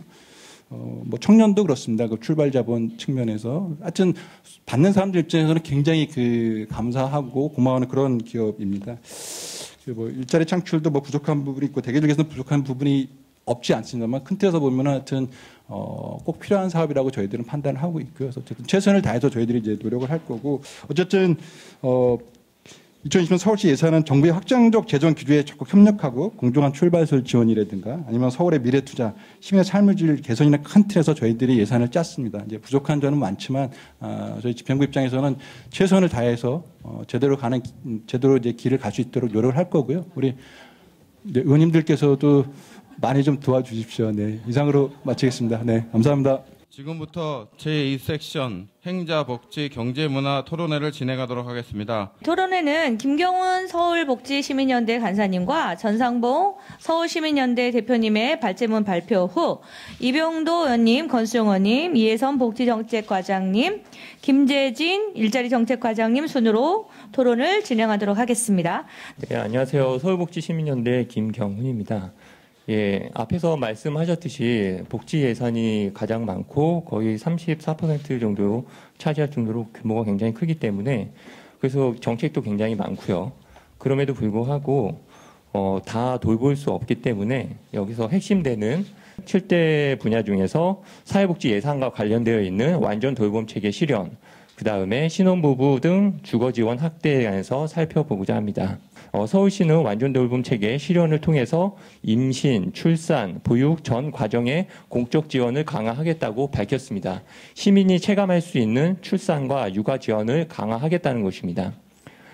첫 번째로 출산 과정의 공적 지원 강화로서 산모 신생아 건강관리 서비스를 살펴보도록 하겠습니다. 정부는 기준 중위소득 100% 이하 출산 가정 및 예외 지원 가정 해당자에게 서비스를 제공하는데 서울시 같은 경우는 서울시 자체 예산 123억 원의 예산을 부담해서 서울에 거주하는 모든 출산 가정에게 서비스를 제공한다는 것입니다. 산모 신생아 건강관리 서비스가 출산에 따른 산모의 경제적 부담은 덜어줄 수 있지만 출산에 따른 위험에서 오는 근본적 불안감은 해결해 줄 수 없는 한계에 있습니다. 따라서 이에 대한 대안으로 어린이 병원비 상한제를 생각해 볼 수 있습니다. 어린이 병원비 100만 원 상한제를 시행할 때 필요한 재정은 산모 신생아 건강관리 서비스에 드는 예산과 거의 차이가 나지 않습니다. 지원 대상을 보면 18세 미만 서울에 거주하는 모든 청소년이 되고 지원 내용은 18세 미만의 아동 중 병원비 환자가 직접 부담해야 할 금액이 연간 100만 원을 총화할 경우 그 금액에 대해서 전부 지자체가 지원하는 것입니다. 지원 기간에 있어서도 서울에 거주하는 만 18세 미만까지입니다. 그래서 서울시는 적극적인 정말 저출산 대책으로 출산 가정의 경제적 부담을 경감하고 출산 친화적 사회 분위기를 조성하는 데 효과적이고 효율적이라고 할 수 있는 어린이 병원비 100만 원 상한제를 도입하는 것이 훨씬 출산율을 높이는 데 도움이 될 거라고 생각을 합니다. 두 번째로는 보육가정의 공적 지원 강화로서 영유아 보육 서비스를 들 수 있습니다. 일단 인프라 측면에서 국공립 어린이집 확충, 어린이집 보조교육 지원 등 영유아 보육의 물적, 인적 인프라를 강화한다고 밝혔습니다. 그중에서 국공립 어린이집 확충에 900억 원을 배정해서 국공립 어린이집을 129개를 조기 집중 투자하겠다고 했습니다. 근데 사업 계획서를 보면은 900억 원은 불과 90개의 국공립 어린이집에 불과합니다. 나머지 39개는 어느 예산을 가져와서 짓는다고 하는지 직접 질의를 했음에도 불구하고 거기에 대한 별다른 답이 없었습니다. 이렇게 900억을 들어서 국공립 어린이집을 전국에 비해서 선도적으로 지음에도 불구하고 서울은 평균 입소 대기일 수가 311에 이를 정도로 전국에서 가장 긴 지역입니다. 또한 서울시 보육 수요 추계에 따르면은 국공립 어린이집을 이용하고 싶다고 답한 비율이 61.1%에 달합니다. 즉 서울시가 국공립 어린이집 이용률 목표치 50%보다 서울 시민들은 10.1% 더 높은 요구를 하고 있는 상황입니다. 따라서 서울시가 2021년까지 258개를 지어서 이용률 50%를 달성할 것이 아니라 정말 시민이 원하는 60%에 달하기 위해서는 516개소를 지어야 할 것입니다. 두 번째로는 이제 질적인 측면인데요. 서울시 계획처럼 설사 국공립 어린이집 이용률을 50% 높인다고 하더라도 보육의 질은 신뢰할 수 있는 제공자에게 공급될 때 높아질 수 있을 것입니다. 어린이집이라고 하더라도 현재와 같이 지자체가 직영하는 것이 하나도 없고 100% 위탁 운영하고 있는 서울시 국공립 어린이집 운영 체계로서는 절대로 공공성 강화를 할 수 있는 데 있어서 굉장히 한계가 있다고 생각합니다.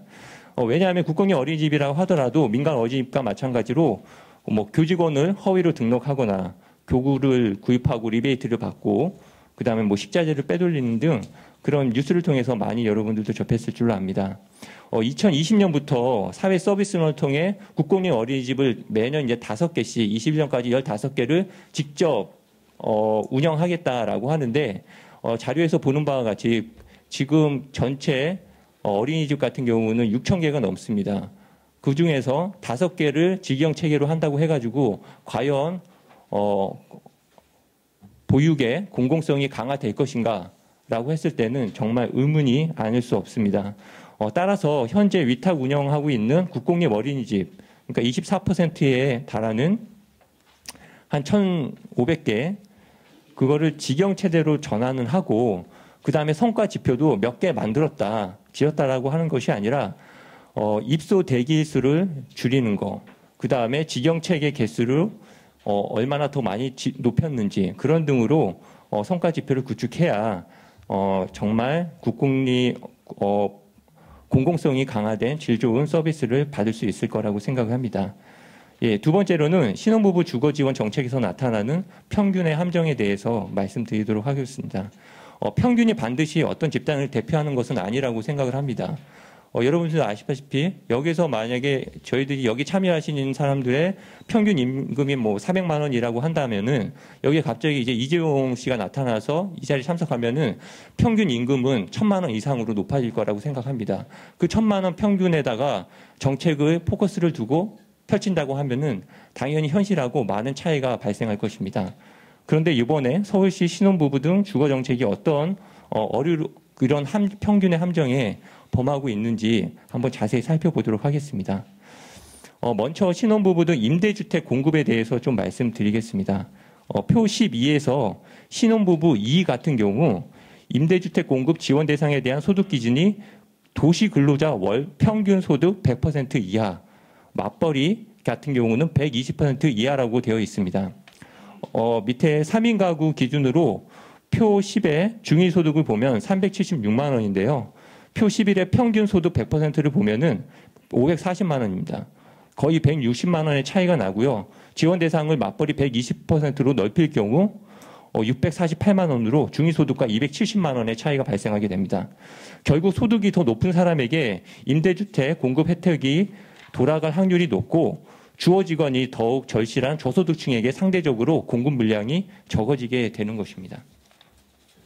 예산 규모 면에 있어서도 신혼부부 매입 임대 사업의 경우 2019년 대비 423%나 증가했습니다. 그런데 표 13에서와 같이 사회적 약자라고 할 수 있는 장애인, 노숙인, 저소득자에 대한 서울시의 주거지원 사업을 보면 주택 공급수는 거의 제자리 걸음이나 마찬가지라고 할 수 있고 심지어 예산이 감소한 것을 많이 볼 수 있습니다. 그리고 주거지원 공급 대상을 한번 살펴보면 표 14에서와 같이 신혼부부 등 임대주택 기준은 중위소득이 아니라 거의 대부분이 도시근로자 월평균 소득에 근거한 것을 알 수 있습니다. 이곳에서도 평균의 함정에 의한 오류가 발생할 수 있다고 생각을 합니다. 네, 마지막으로 신혼부부 등 주거 금융 지원에 대해서 살펴보도록 하겠습니다. 우리나라 노동시장 구조에서 소득이 높을수록 자산이 많을 가능성이 상당히 높습니다. 복지제도라고 하면 집안의 배경에 따른 자산의 격차를 줄여주는 방향으로 나가야 하는데 현재의 신혼부부 주거지원 정책은 오히려 자산 격차가 커질 수 있는 위험이 있습니다.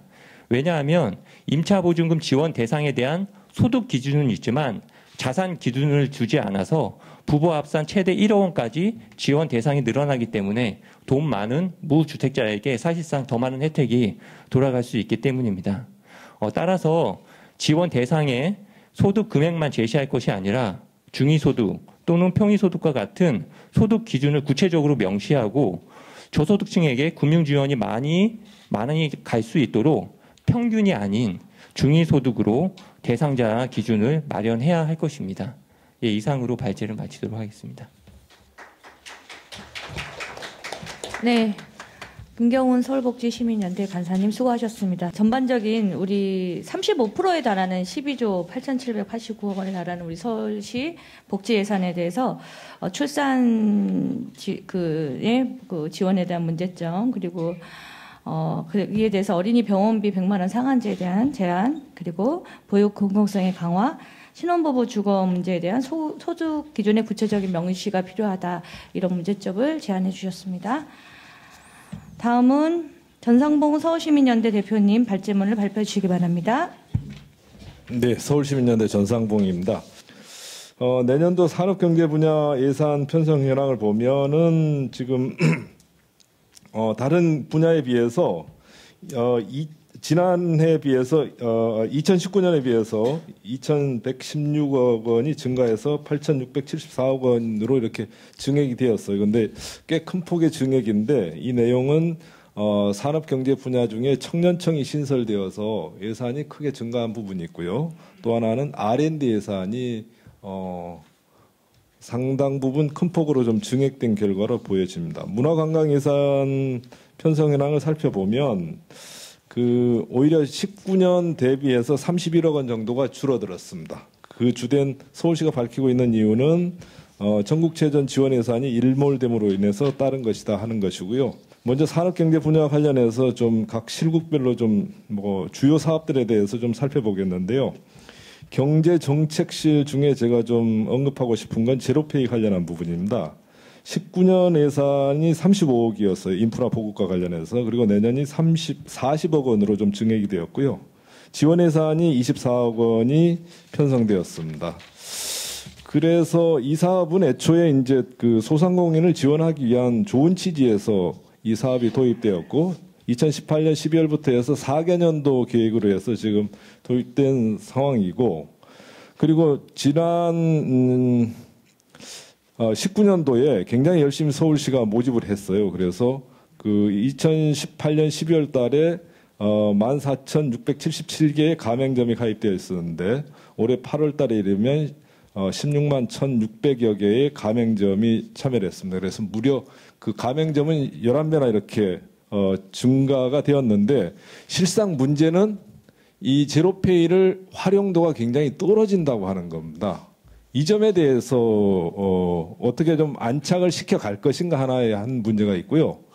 또 하나는 너무 과당 경쟁으로 각 자치구에 특별 조정교부금을 명목으로 해서 25개구에 경쟁을 시키고 이렇게 함으로 인해서 너무 이게 그 과당 경쟁으로 모집을 하지 않았는가. 오히려 이런 그 활용률을 높여가는 과정을 밟아가면서 가맹점도 자연스럽게 늘어가도록 하는 이런 정책 방안들을 가졌어야 되는데 그러한 측면에서는 너무 서울시가 조급하게 서두르지 않았나 하는 생각이 들고요. 또 한 가지는 이런 특별 조정교부금이라고 하는 걸 경쟁식으로 해서 각 구별로 이렇게 주는 것이 적정한 방식인가 하는 것도 좀 문제점이 있다는 생각이 듭니다. 그래서 사용률을 높이기 위한 방안들이 적극적으로 좀 검토가 돼야 된다는 생각이 들고요. 그동안 이 양적 성과를 가져왔는데 이것에 대한 좀 제대로 된 분석도 필요할 것 같고 또 하나는 가맹점이 늘었지만 어떻게 활용도를 높일 것인가에 대한 대책들이 돼야 된다는 생각이 들고 정 이것이 어떤 활용도에서 이게 높여지지 않는다고 한다면 좀 과격한 주장이긴 한데 뭐 앞으로 한 4년 정도 계획이 있으니까 더 운영을 해야 되겠지만 민간이 참여하는 방안이나 뭐 극단적으로는 민간에 이양하는 방안까지도 고려를 해야 되는 상황이 올 수도 있다는 생각이 듭니다. 하여튼 이 제도가 도입된 취지를 잘 살리기 위한 이런 방안들이 있어야 되겠다 하는 생각이 들고요. 그리고 다음으로는 일자리 사업과 관련해서인데요. 다양한 지금 일자리 사업들이 지난해 비해서 이제 그 추진되고 있는데 2020년이 39만 2천 개 정도 이렇게 일자리를 늘리겠다 이렇게 내세우고 있습니다. 뭐 일자리를 늘리는 지금과 같은 이런 경기가 침체 국면에서 이런 방향은 뭐 저는 찬성을 하는데 직접과 간접 일자리 창출이라고 하는 측면도 나눠야 될 부분이고 서울시와 서울시 유관기관과 관련한 고용 이런 현황도 나눠야 될 것이고요. 그리고 그 뭐 서울시 지원에 따라서 창업의 성과로 좋은 일자리가 창출된 이런 경우들도 좀 나눠서 유형별로 일자리를 어떻게 창출해 갈 것인가 하는 좀 체계적인 관리와 점검 시스템이 도입될 필요가 있다 이렇게 생각을 합니다. 그리고 다음으로 말씀드릴 것은 창업 지원 및 투자 유치를 위한 이제 그 경쟁력 활성화 제고를 해서 다양한 창업 지원 조직에 대한 그 이런 지원 사업들이 펼쳐지고 있는데 제가 발제한 내용 중에 보면 쭉 서울 창업 허브 운영, 서울 글로벌 창업센터 운영, 동북권 창업센터, 성수 IT 종합센터, 서울 블록체인지 지원센터, 서울 창업 성장센터, 청년 창업 꿈센터, 관악 창업센터, 뭐 굉장히 많은 창업 관련한 이런 중간 지원 조직들이 만들어지고 있습니다. 이게 이제 청년 카페라든가 뭐 여러 가지로 좀 연계가 되는 부분들인데 이러한 지원 조직들의 성과가 어떤지 성격과 기능은 어떤 건지 좀 분석을 제대로 해서 성과가 있는 부분에 집중하고 유사한 부분이면 통합해서 운영하고 이런 방식으로 좀 조정과 체계적인 관리가 필요하지 않을까 하는 생각이 듭니다. 전상문 서울시민연대 대표님 산업경제, 문화관광에 대한 전반적인 방향을 잘 해주셨습니다. 다음은 앞서 발제하신 두 분의 행자복지, 경제, 문화 분야에 대한 토론을 시작하도록 하겠습니다. 먼저 이병도 의원님께서 발표해 주시겠습니다. 안녕하세요. 보건복지위원회 이병도 의원입니다. 저희 보건복지위원회의 이제 그 위원회로 보면요, 예산이 이제 총 규모가 11조 1,296억입니다. 엄청난 규모죠. 서울시 예산의 이제 그 4분의 1을 넘는 많은 액수고.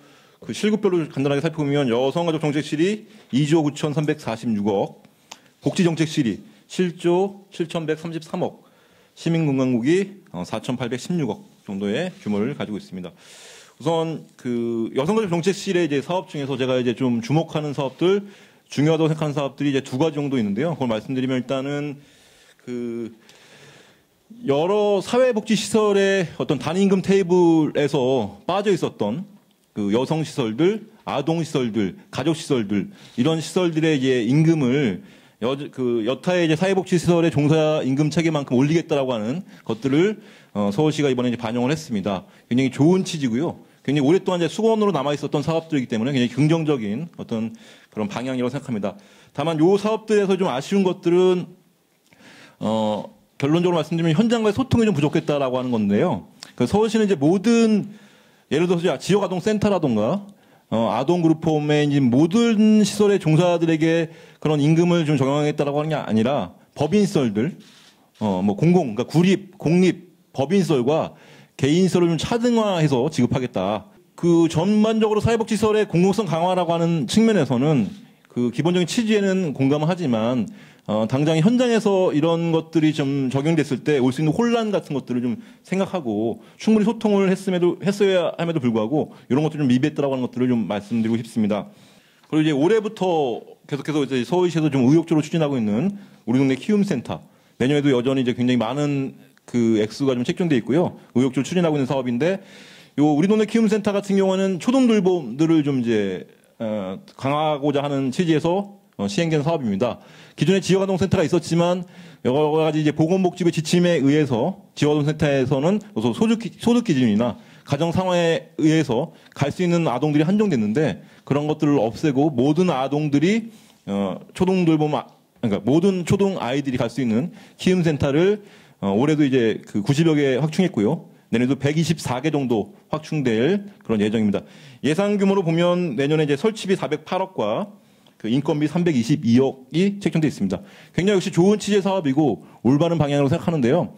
근데 이제 이렇게 이제 개수만 확충되는 것들이 아니라 이런 걸 통해서 서울시가 애초에 목표했던 그런 취지를 잘 살리고 있는가 이것들을 좀 점검하고 그것들이 좀 미비된 점이 있으면 그것들을 좀 이제 고민해야 될 것 같습니다. 뭐 인프라만 확충하는 것이 아니라 실제로 이 인프라가 제대로 작동하고 애초에 서울시가 가졌던 취지를 잘 살릴 수 있도록 이런 온말도움 회체 같은 것들 이런 것들도 함께 좀 살펴보면서 사업을 확장할 필요가 있다고 생각합니다.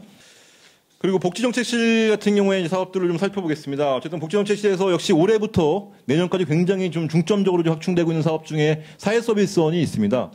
사회복지 서비스의 공공성 강화, 좋은 놀봄, 좋은 일자리를 표방하면서 올해 사회서비스원이 출범했고요. 그리고 5개 종합재가센터가 개소를 했습니다. 역시 굉장히 좋은 취지의 사업이고 사회복지 공공성 강화라고 하는 것들은 국가적으로도 굉장히 추진해야 될 방향이기 때문에 올바른 방향이라고 생각합니다. 다만 좀 돌아봐야 될 것들이 몇 가지 있는 것 같습니다. 역시 이제 좋은 돌봄과 좋은 일자리라고 하는 측면에서 좋은 일자리는 잘 좀 충족되고 있습니다. 직접적으로 이제 사회 서비스원에서 종합재가센터에서 일하는 종사자분들이 직접적으로 고용되게 되고 좀 안정된 신문에서 상대적으로 좋은 처우를 받는 그런 좋은 일자리라는 측면에서 굉장히 잘 추진되고 있습니다. 하지만 이것들이 이제 좋은 돌봄으로 이어지기 위해서는 정말로 많은 것들이 좀 살펴봐야 될 것 같습니다. 일단은 결국 그 노인 돌봄이라고 하는 것들을 예를 들어 보면요. 결국 수가라고 하는 걸 통해서 이제 이것들이 운영돼야 되는데 아직까지 그 수가를 통해서 이제 운영되는 그런 모델들이 좀 이제 정착되고 있지는 않습니다. 여전히 이제 그 예산을 통해서 그런 인건비가 좀 이제 지원되고 있고요. 이런 것들이 이제 수가를 통해서 정말로 어떻게 운영될 때 제대로 운영될 수 있고 또 이제 실제로 그 사회 서비스를 받는 분들에게 정말로 이제 좋은 서비스가 전달되는지 이런 모니터링 같은 것들을 좀 통해서 제대로 된 그 일자리뿐만 아니라 좋은 돌봄이 될 것들을 좀 이제 계속해서 좀 확인해 나가야 될 것 같습니다. 또한 돌봄이 필요한 혹은 사회복지 서비스가 필요한 분들에게 많은 자원들이 투입되기 위해서는 그 우리 관의 힘만으로 되지 않고 지역의 변화, 민의 변화가 일어나야 되는데요. 민의 변화가 얼마나 일어나고 있는가, 또 돌봄 SOS도 민의 변화를 위해서 얼마나 많은 어떤 예산과 얼마나 많은 그런 노력들을 경주하고 있는가, 이런 것들을 함께 살펴보면서 진행될 때 돌봄 SOS 또 더 나아가서 착동이라고 하는 것들이 제대로 정착되고 진행될 거라고 생각합니다. 네, 이병도 의원님 수고 많으셨습니다. 다음은 권수정 의원님 발표해 주시기 바랍니다. 2029 예산안 누구를 위한 활력경제인가는 제목으로 저는 기획경제위원회에 있기 때문에 그 세션을 주요하게 다루도록 좀 하겠습니다. 서울시가 시급하게 해결해야 될 문제로서 3가지를 크게 보고 있습니다. 출생률 최저와 어르신 인구 증가 그리고서는 소득 불평등이라는 이야기를 하고 있습니다. 대단히 문제가 크죠. 소득 불평등은 지금 최고 수준으로 달하고 있습니다. 그러면서 첫 번째로 지금 신혼부부 등 주거 지원 확대와 완전 돌봄 체계 구축이라는 말씀을 하고 계신데요. 과연 서울의 신혼부부가 우리가 얘기하고 있는 그 타겟팅에 적합한가라는 부분에 대해서 저도 아까 문제 지적에 저도 동의하는 바입니다. 서울 신혼부부 모습을 보면 이미 전국 신혼부부의 5쌍 중 한 쌍이 서울에서 거주하시는데요.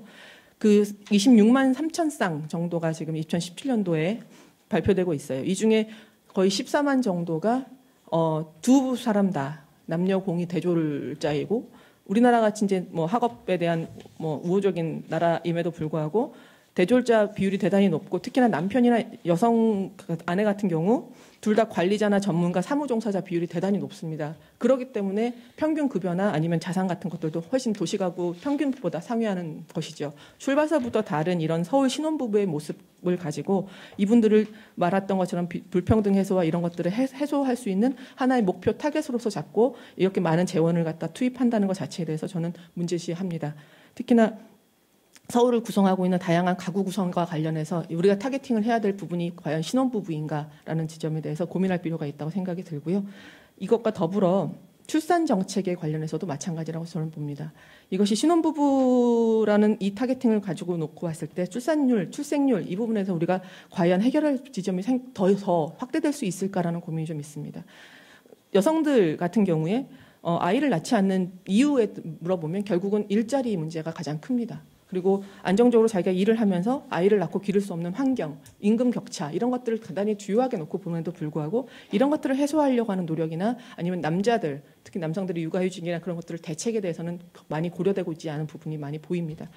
그래서 이 출생률이라는 것에 대해서 여전히 여성들에 한정하고 그 구성되어 있는 가족에 대해서 이미 제도화되어 있거나 아니면 우리가 이미 예전에 해왔던 그런 방식으로만 해결점을 찾고 있는 것이 아닐까라는 고민이 좀 들고 있습니다. 예, 다음은 이혜선 복지정책과장님 발표해 주시기 바랍니다. 예, 복지정책과장 이혜선입니다. 저는 내년도 서울시 복지정책실 예산안에 대해서 설명을 드리고자 합니다. 앞서 설명된 것처럼 사회복지 예산은 12조 8,789억 원이고 그중에서 복지정책실 예산안은 7조 7,133억 원으로 60%를 차지하고 있습니다. 서울시 총 예산으로 보면 19.5%입니다. 복지정책실 2020년 예산안은 금년 대비 7,222억 원 증가하였습니다. 168페이지 재원별 예산을 보면 국시비 매칭비, 의료급여기금, 전출금 등 의무 편성 경비가 6조 6,535억 원으로 전체 예산의 86.3%를 차지하고 있고 재량 편성 경비는 1조 598억 원으로 13.7%에 불과합니다. 따라서 시 자체의 복지 예산 규모는 상대적으로 크지 않은 한계가 있습니다. 이런 제약하에서도 복지정책실은 사람 중심의 촘촘한 복지 시정으로 삶의 질을 개선해서 내 삶을 지키는 서울복지를 구현하기 위해서 예산안을 편성하였습니다. 먼저 서울특별시 사회서비스원 운영에 관한 부분입니다. 사회서비스의 공공성을 강화하고 품질을 개선하면서 종사자의 처우 개선을 확대하기 위해서 금년도에 설립돼서 운영되고 있는데요. 존경하는 이병도 의원님께서 조금 전에 지적해 주신 것처럼 종합재가센터의 수익성이 아직은 좀 초반이기 때문에 운영 초기이기 때문에 낮은 상태에 있습니다. 그래서 이를 높이는 데도 노력을 하고 민간과의 상생 방안을 추진하는 데도 염두에 두면서 사업을 시행해 나가겠습니다.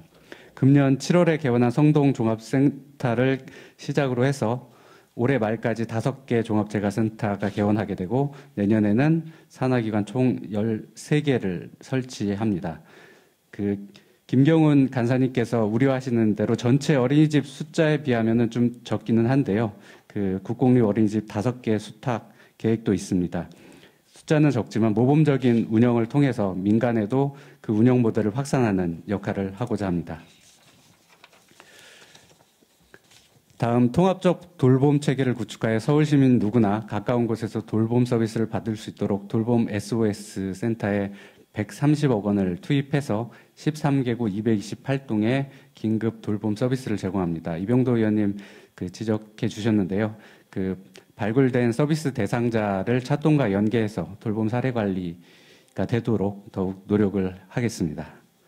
다음 169페이지입니다. 정부가 보편복지 기조를 바탕으로 각종 저소득 시민 대상 급여를 확대하고 있는데 기초연금에 2조 2,374억 원, 기초생활수급자 생계급여에 8,170억, 의료급여 사업에 1조 5,077억 원, 중증장애인연금에 1,487억 원을 편성하였습니다. 또한 그 국가복지의 틈을 메우기 위해서 서울형 기초보장이라든지 서울형 긴급복지, 고독사 예방사업, 나눔 이웃사업 등을 통해서 사각지대를 해소하는 데 지속적으로 노력하겠습니다. 그 50+ 세대의 사회적 역할과 그 어르신 사회 참여를 활성화하기 위해서 그 50+ 보람 일자리 사업에 109억 원, 어르신 일자리와 사회활동 지원 사업에 1,698억 원, 시니어 클럽 운영 지원에 34억을 편성하였습니다. 또한 요양보호사 처우 개선이라든지 어르신 돌봄 종사자 지원 사업 등을 위해서 65억 원을 편성하였고요.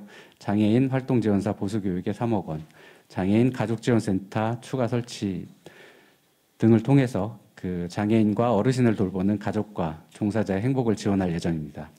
장애 유형별 맞춤 지원도 강화해 나가겠습니다. 발달장애인 평생교육센터 운영이라든지 뇌병변 장애인 비전센터 운영에도 10억 원을 편성을 해서 그 지원을 강화하겠습니다.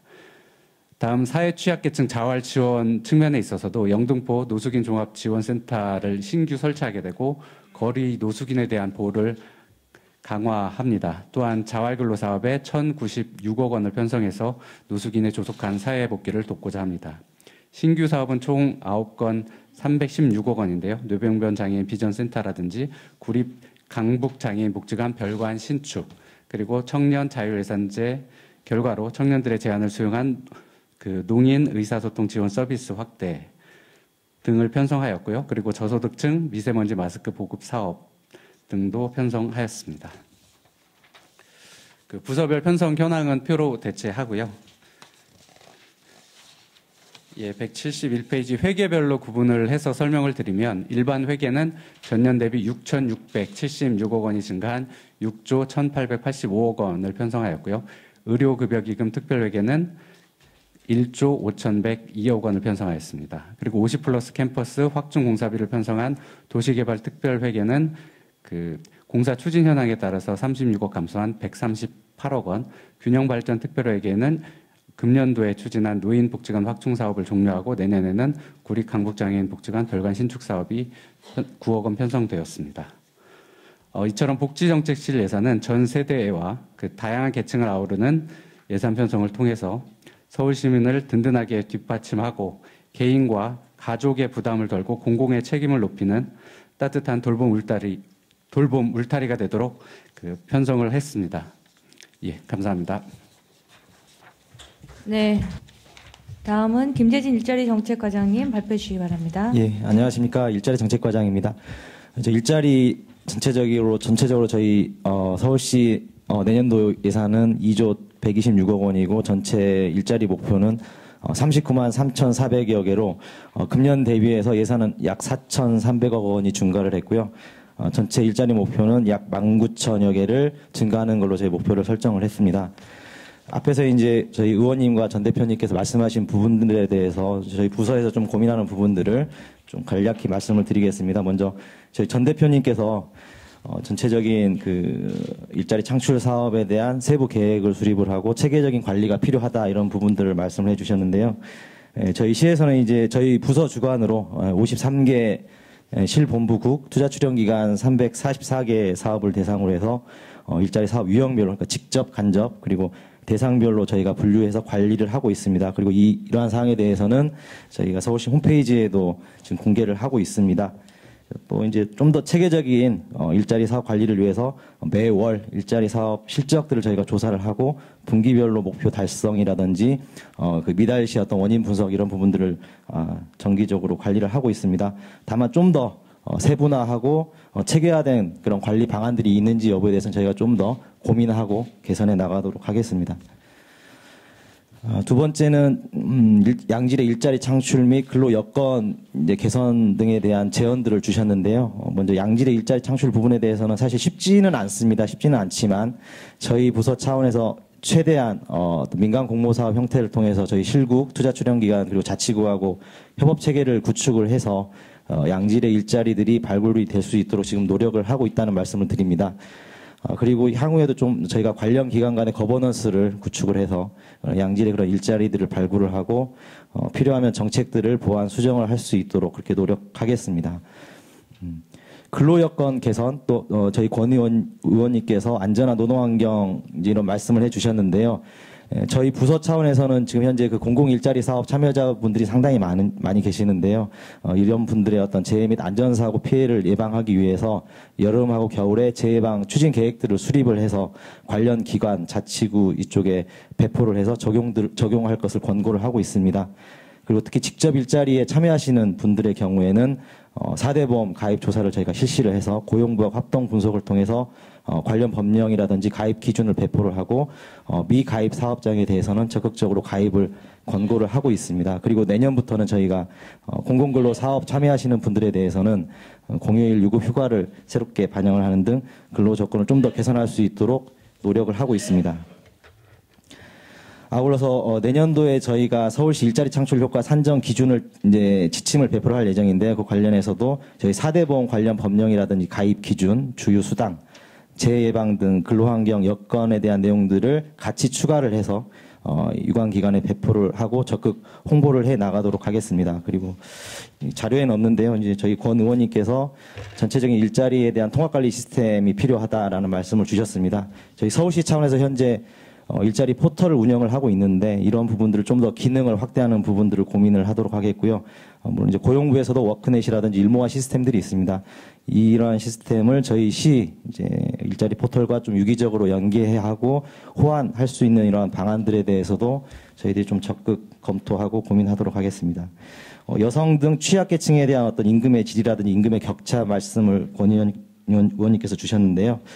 이러한 부분들은 저희가 좀 더 생활임금을 단계적으로 확대해 나갈 필요성이 있다는 부분에 대해서는 적극 공감을 하고 있습니다만 이 부분에 대해서는 또 주간 부서가 노동정책과이다 보니 이쪽 부서하고도 좀 적극적으로 협의를 해서 확대할 수 있는 방안들이 있는지 검토를 해 나가도록 하겠습니다. 그리고 육아휴직 대책 이런 부분들도 좀 말씀을 해 주셨는데 저희가 뭐 사실 서울형 강소기업을 지금 운영을 하면서 그 강소기업에서 어떤 여성들이 육아휴직을 썼을 때 청년들을 통해서 대체 인턴을 하는 이러한 제도들도 지금 도입해서 운영을 하고 있는데요. 이런 부분들도 좀 더 활성화 할 수 있도록 해서 어떤 취약계층인 저희 여성들의 좀 일자리들이 양질의 일자리들이 좀 만들어질 수 있도록 적극 노력하겠다는 말씀을 드리면서 간략히 마치겠습니다. 감사합니다. 지금부터 제3세션 환경도시안전도시계획 교통 분야 토론회를 진행하도록 하겠습니다. 네, 반갑습니다. 2020 회계연도 서울시 및 교육청 예산 안 분석 토론회 세 번째 섹션 환경, 도시안전, 도시개혁, 계획 그리고 교통 분야의 자장을 맡은 송파구 제3 선거구 출신 더불어민주당 홍성용 의원입니다. 그럼 지금부터 발제자 발표를 시작하겠습니다. 그럼 김동원 서울환경운동연합 생태도시팀장님 발제문을 발표해 주시기 바랍니다. 2020년 예산안을 볼 때 지난해에도 그랬었는데 공원 일몰제 관련해서 사유지 매입 부분 때문에 공원과 환경 부분의 예산이 꽤 많은 부분을 차지하게 됐습니다. 그렇지만 이번에는 또 공원 용지 보상 물량이 감소해가지고 오히려 좀 서울시 예산 안에서는 좀 줄어든 느낌이 없잖아 있습니다. 그렇지만 환경 예산이 뭐 많이 한다고 해서 이게 환경이 좋아지는 건 아닌 것 같더라고요. 특히 하천 쪽을 하다 보니까 하천 복원 사업 하다가 하천을 망치는 경우가 많이 있습니다. 그래서 지난해에도 중랑천의 문제에 대해서 집중적으로 제기했었고요. 협의체 여러 번 열어가지고 결국 삭감을 했습니다. 제가 그 한강 자연성 회복 부분이나 이 신곡수중보 철거 운동을 계속 해오고 있어서 이 부분을 말씀드리지 않을 수가 없어요. 어제도 그 시정 질의에서 모 의원님께서 질의하시는 바람에 이게 또 한번 거론이 됐었는데 이게 신곡수중보 문제를 저희가 계속 하는 게 다른 게 아니라 여러 가지 개발 사업들을 막을 수 있는 최후의 보루이기도 하고요. 신곡수중보 철거를 시작으로 해서 한강 복원 진정한 자연성 회복이 시작되기 때문에 계속 말씀을 드리는 겁니다. 이게 되지 않고서는 1980년대에 만들어 놓은 한강 종합개발 이후에 그 체제를 뛰어넘을 수 없기 때문에 콘크리트 호환 블록 제거하고 뭐 나무 심고 이렇게 하는 것만으로는 근본적인 변화가 불가능하고 계속 주운 중심의 개발 사업들이 계속 들어와서 결국은 서울 시민들의 삶의 질 그리고 한강을 이용하는 방식 때문에 발생하는 여러 가지 문제 이런 것들이 있기 때문에 계속 이야기를 하는 거고요. 이후에 추가적으로 말씀드리도록 하겠습니다.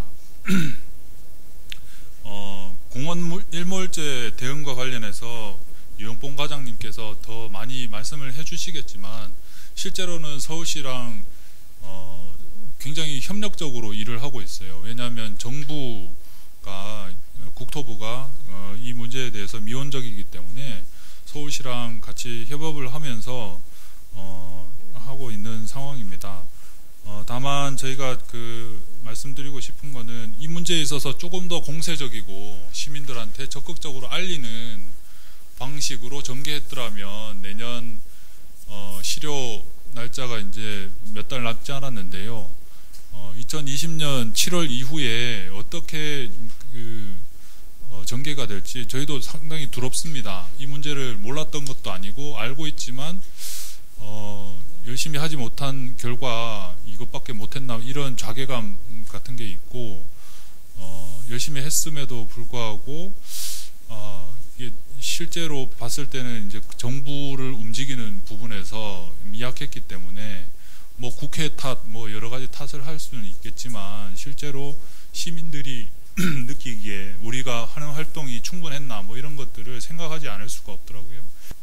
신곡수중보 검토를 한 지 이제 10년째잖아요. 2011년부터 시장님 공약으로 시작을 한 거니까 이게 10년째인데 58개 시설물의 안전성 관련해서 이게 나온 게 올해 1월이었어요. 그러니까 이제 내년이 10년째인데 7, 8년 만에 이런 기초적인 사실을 이제서야 밝혀내고 이러는 것들을 보면서 의지가 있나 중간에 이제 통합선착장을 비롯해서 한강 협력계획 이런 부분들도 굉장히 실망스러웠고 다행히 시의회에서 그 부분 삭감을 하는 바람에 많은 힘이 됐습니다. 그렇지만 여전히 성과 지표에 계속 올라오고 있고 환경영향평가를 계속 한다든지 이렇게 계속 추진하는 모습을 보면서 저희가 긴장을 늦출 수가 없는 거예요. 진짜 신곡수중보 철거하려고 하는 게 맞나? 한강 자연성 회복은 그냥 악세사리처럼 그냥 얘기만 하다가 끝나는 게 아닌가? 진짜 한강 복원을 할 수 있을까? 이런 의구심을 계속 들 수밖에 없는 그런 상황입니다. 그래서 신곡수중보 문제에 대해서 계속 연구 영역하는 건 할 부분은 해야죠. 꼼꼼하게 검토하고 그래야 되지만 저희도 노력하고 있습니다. 그 이해관계자가 여럿 있다고 지금 나와 있지만 기존의 입장이 달랐다고 생각되는 뭐 행주어청계 분들이나 김포의 시민들 그리고 뭐 그 어민들, 농민들 다 설득하면서 만나고 있어서 그 부분들 민간 차원에서는 최선을 다해서 합의점을 마련하고 앞으로 한강 하구의 기수역 복원까지 장기적인 전망을 가지고 가려고 하고 있고요. 이번에 잠실 수중보에 이제 수상 소수력 발전소 부분이 나왔는데 이거는 계속 검토를 여러 번 했는데 안 됐던 이유가 그 소수력 발전 들어가려고 하는 부분에 그 장기적으로 관문을 설치해서 장실 수중보 상류까지 운하로 이제 운행하겠다는 계획이 있는 거예요. 그러니까 거기에 발전기를 넣을 수가 없는 거죠.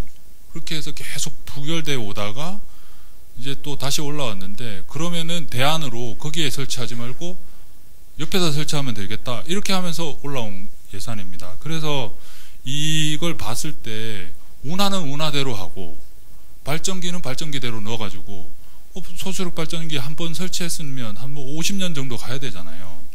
그러니까 물론 신곡수중보 철거 문제보다 잠실수중보 문제는 더 깊이 논의해야 되고 심각하게 다뤄야 된다는 걸 압니다. 그렇지만 이해관계자를 더 집어넣어가지고 더 복잡하게 만들고 이후에 뭐 빼도 먹도 못하는 그런 상황이 되지 않았으면 하는 바람에서 다시 한번 검토해 주실 것을 요청드리고요. 시의회가 한강 개발, 난개발 관련해서 강력한 경제 역할을 10년 전부터 해왔습니다. 그래서 이 부분은 많이 노력해 주시는 것도 알지만 조금 더 해주셔가지고 2015년도에 신곡수중보로 한번 토론했으니까 좀 대대적인 토론을 한번 기획해 주신다든지 해서 상황이 많이 바뀌었습니다. 그리고 많은 연구가 됐기 때문에 다시 한번 토론하면은 다른 방향으로 결론이 날 수 있을 거라는 기대를 갖고 있어서 그런 부분 좀 제안 드립니다. 감사합니다. 네, 다음 우리 조준희 서울시민재정네트워크 기획위원님. 네, 방금 소개받은 서울시민재정네트워크 조준희라고 합니다. 네, 바로 발제 시작하겠습니다. 저는 미리 말씀드리면 도시재생실 예산을 중심으로 분석을 했고요. 우선 예산 편성 관련해서 제가 말씀드리고 싶은 건 크게 세 가지 부분입니다. 먼저 첫 번째는 예산 배분 전반에 있어서, 이거는 도시재생뿐만 아니라 40조 서울시 예산 전반에 대한 의견인데요. 서울시가 보도자료 기자 설명회 한 것처럼 실제로 신혼부부 매입임대 주택이나 뭐 역세권 청년주택 관련 예산이 증가했고, 뭐 그런 예산이 증가한 것은 사실입니다. 그런데 한편으로 보도자료에는 나오지 않지만, 그리고 앞서 총론에서도 시민단체에 의해서 지적이 된 바 있듯이 경전철이나 도로건설 같은 대형 토건사업에 투입되는 예산이 아직도 그런 주거 복지 혹은 주거 공급 사업을 압도하고 있는 것도 사실입니다. 그리고 특히 상당 부분이 지방채로 이루어지고 있다는 점도 문제적이고요. 그래서 제가 드리고 싶은 말씀은 이런 겁니다. 큰 예산 기조라는 게 있는데, 계속 서울시가 뭐 신혼부부 매입 임대나 역세권 청년주택 정책에 대한 뭐 찬반을 떠나서 계속 그런 어쨌든 주거 복지 측면의 예산을 증가한다고 하지만, 결국 자산이 있는 사람들의 자산 가치를 상승시키는 대규모 토건 사업, 도로, 지하철, 경전철 이런 데 있는 예산이 계속 그런 예산을 압도하고 있는 상황에서는 서울시가 아무리 주거복지 예산을 크게 늘려도 그 효과는 계속 반감될 수밖에 없습니다. 부동산값 못 잡고 있잖아요. 네, 그게 예산 배분 전반에 대한 의견이고요. 네, 다음으로 사업 배치나 예산 편성에 대해서 의견을 좀 드리고 싶은데요. 도시재생실 사업비를 대강 이렇게 적어놨는데 감소했다라고 하는데, 저는 뭐 예산 평가하는 데 있어서 이 감소폭이 큰 의미를 둘 수는 없을 것 같고, 제가 드리고 싶은 말씀은 제가 지난 결산토론회에서도 이 분야를 했었고 지금 또 이걸 하고 있는데, 계속 볼 때마다 느끼는 건 이 사업 배치가 굉장히 파편적으로 이루어져 있다라는 점입니다. 굉장히 동일한 사업인데 쪼개져 있거나, 혹은 동일 장소에 대한 사업인데 실국이나 부서가 다르거나, 이런 사업이 많다라는 게 어떤 문제를 가져오냐면, 이게 장소 기반 사업들이기 때문에 동일 장소에 어떤 중복되거나 충돌하는 사업이 얼마든지 편성될 수 있다라는, 뭐 세운상가를 보시면 아시겠지만 그런 문제가 있고, 그리고 시민의 입장에서 동일한 장소인데 여러 가지 사업들이 쪼개져서 투입이 되니까 시민의 입장에서 정책을 이해하기가 너무 직관적으로 이해하기 어려운 상황입니다. 그리고 특정 사업 몇 개를 골라서 기조가, 서울시의 도시재생 기조가 어떤지에 대해서 좀 비판적으로 보려고 하는데요. 네, 첫 번째는 한강대교 보행교 사업, 100년다리 사업이라고 불리는 사업입니다.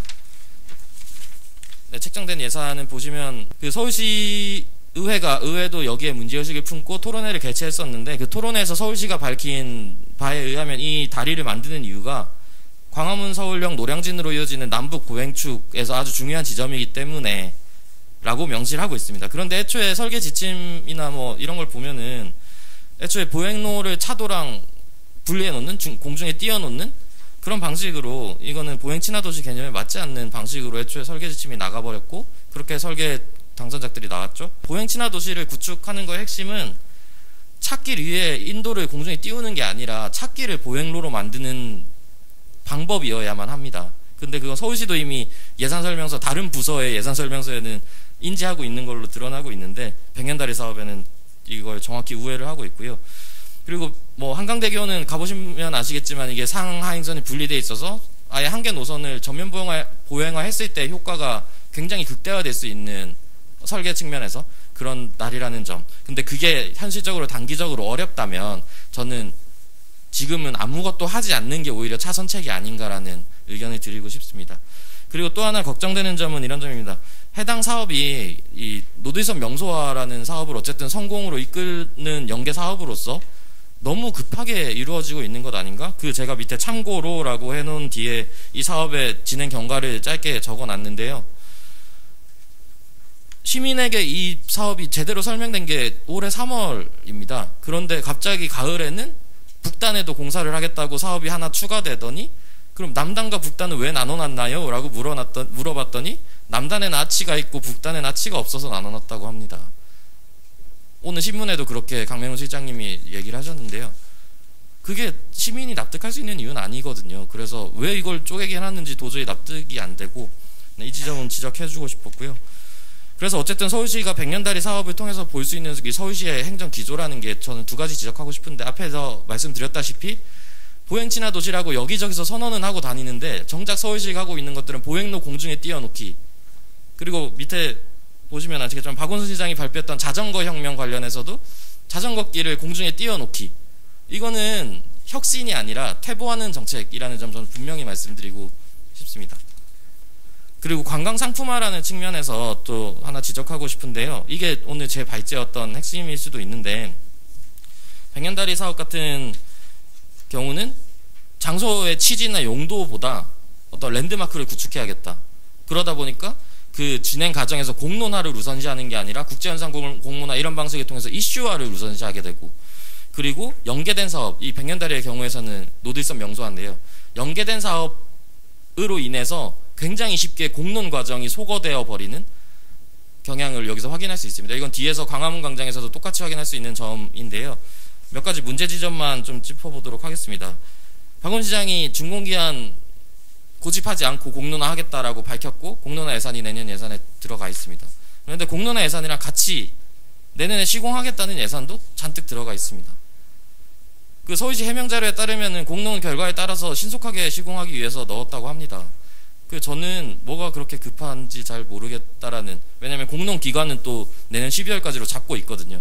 그럼 공론이 끝나지 않았는데 시공하겠다라는 우려를 좀 보여드리고 싶고, 그리고 특히 그 각종 시공 사업들 중에 저는 오히려 메인 사업이라고 할 수 있는 그 시민광장 조성보다도 월대복원 사업은 이번에 전액 삭감되어야 된다라는 의견을 드리고 싶은데요.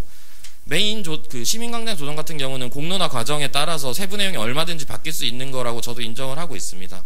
그런데 월대복원 같은 경우는 일단 사업에 이게 월대복원이라는 사업 자체가 광화문광장의 그 물리적 혹은 문화적 의미를 규정짓는 사업이기 때문에 이 부분이야말로 공론 이유로 미뤄야 할, 이번 내년 회계년도에서는 삭감되어야 될 사업이다라는 말씀을 드리고 싶고, 이제 뭐 올해 예산은 아니더라도 이후의 예산 편성 시 혹은 사업 진행 시에는 시민이 직관적으로 이해할 수 있게끔 사업이 배치됐으면 좋겠어요. 옥바라지 골목 기념관이라는 사업이 올해 시작이 되는데요. 이름만 들어서는 정확히 이건 역사도심 재생과 사업 같지만 이거는 재개발 과정에서 생긴 거기 때문에 주택건축본부 사업이에요.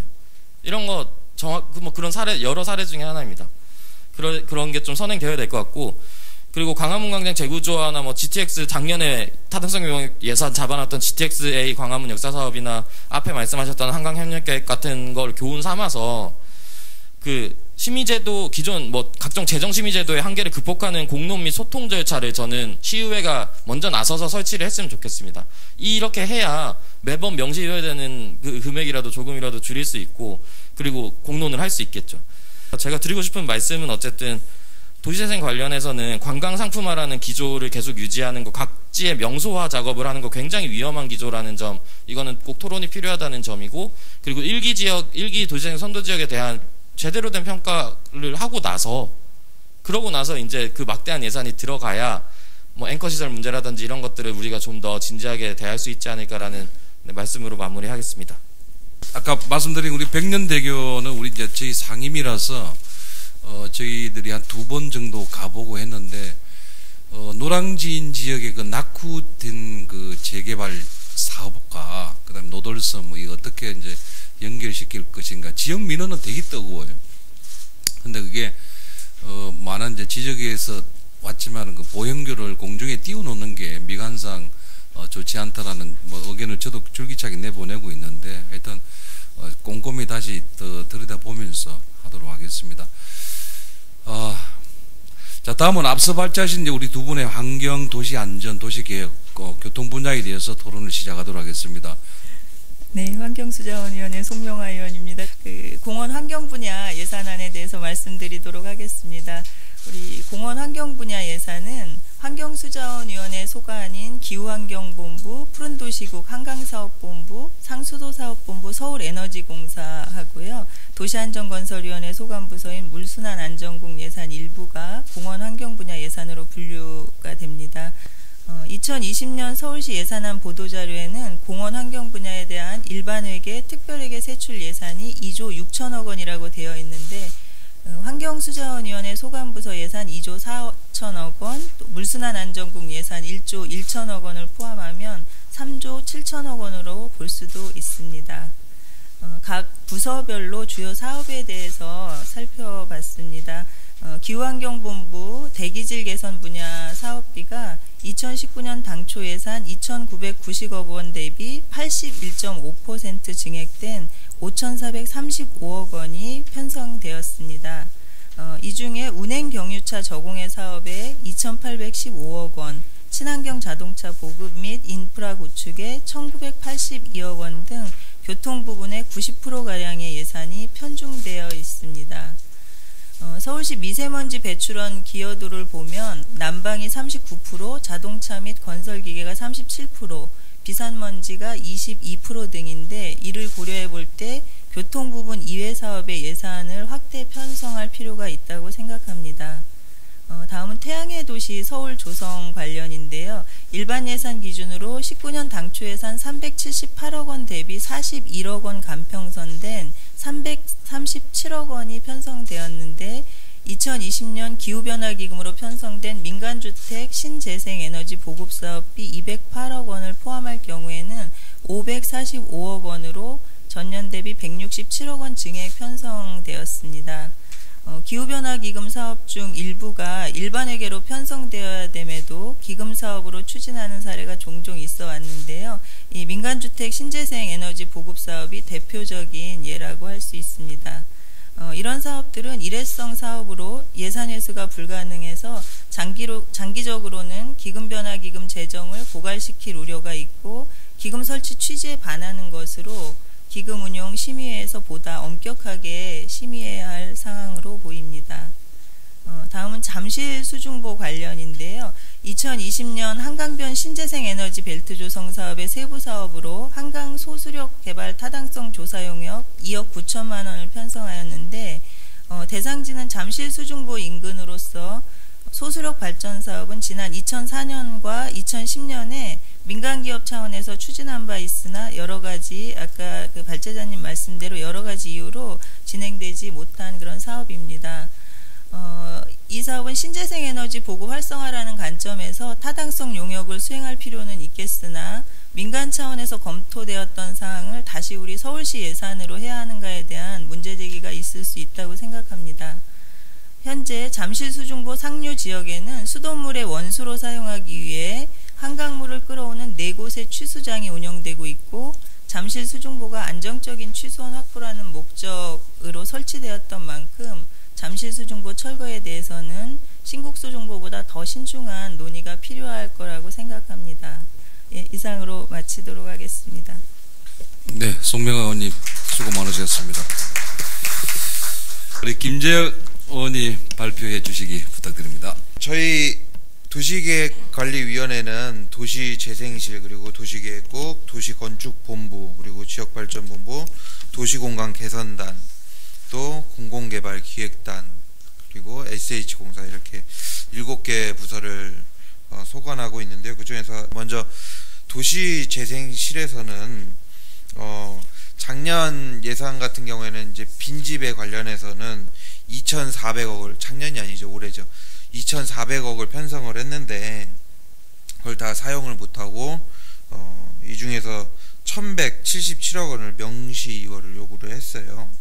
다음 주택건축본부 같은 경우를 좀 보겠습니다. 주택건축본부가 굉장히 많은 예산을 증액을 했습니다. 전년 대비 20.8% 증가된 3조 4,600억 원 가량을 편성을 했는데, 이는 뭐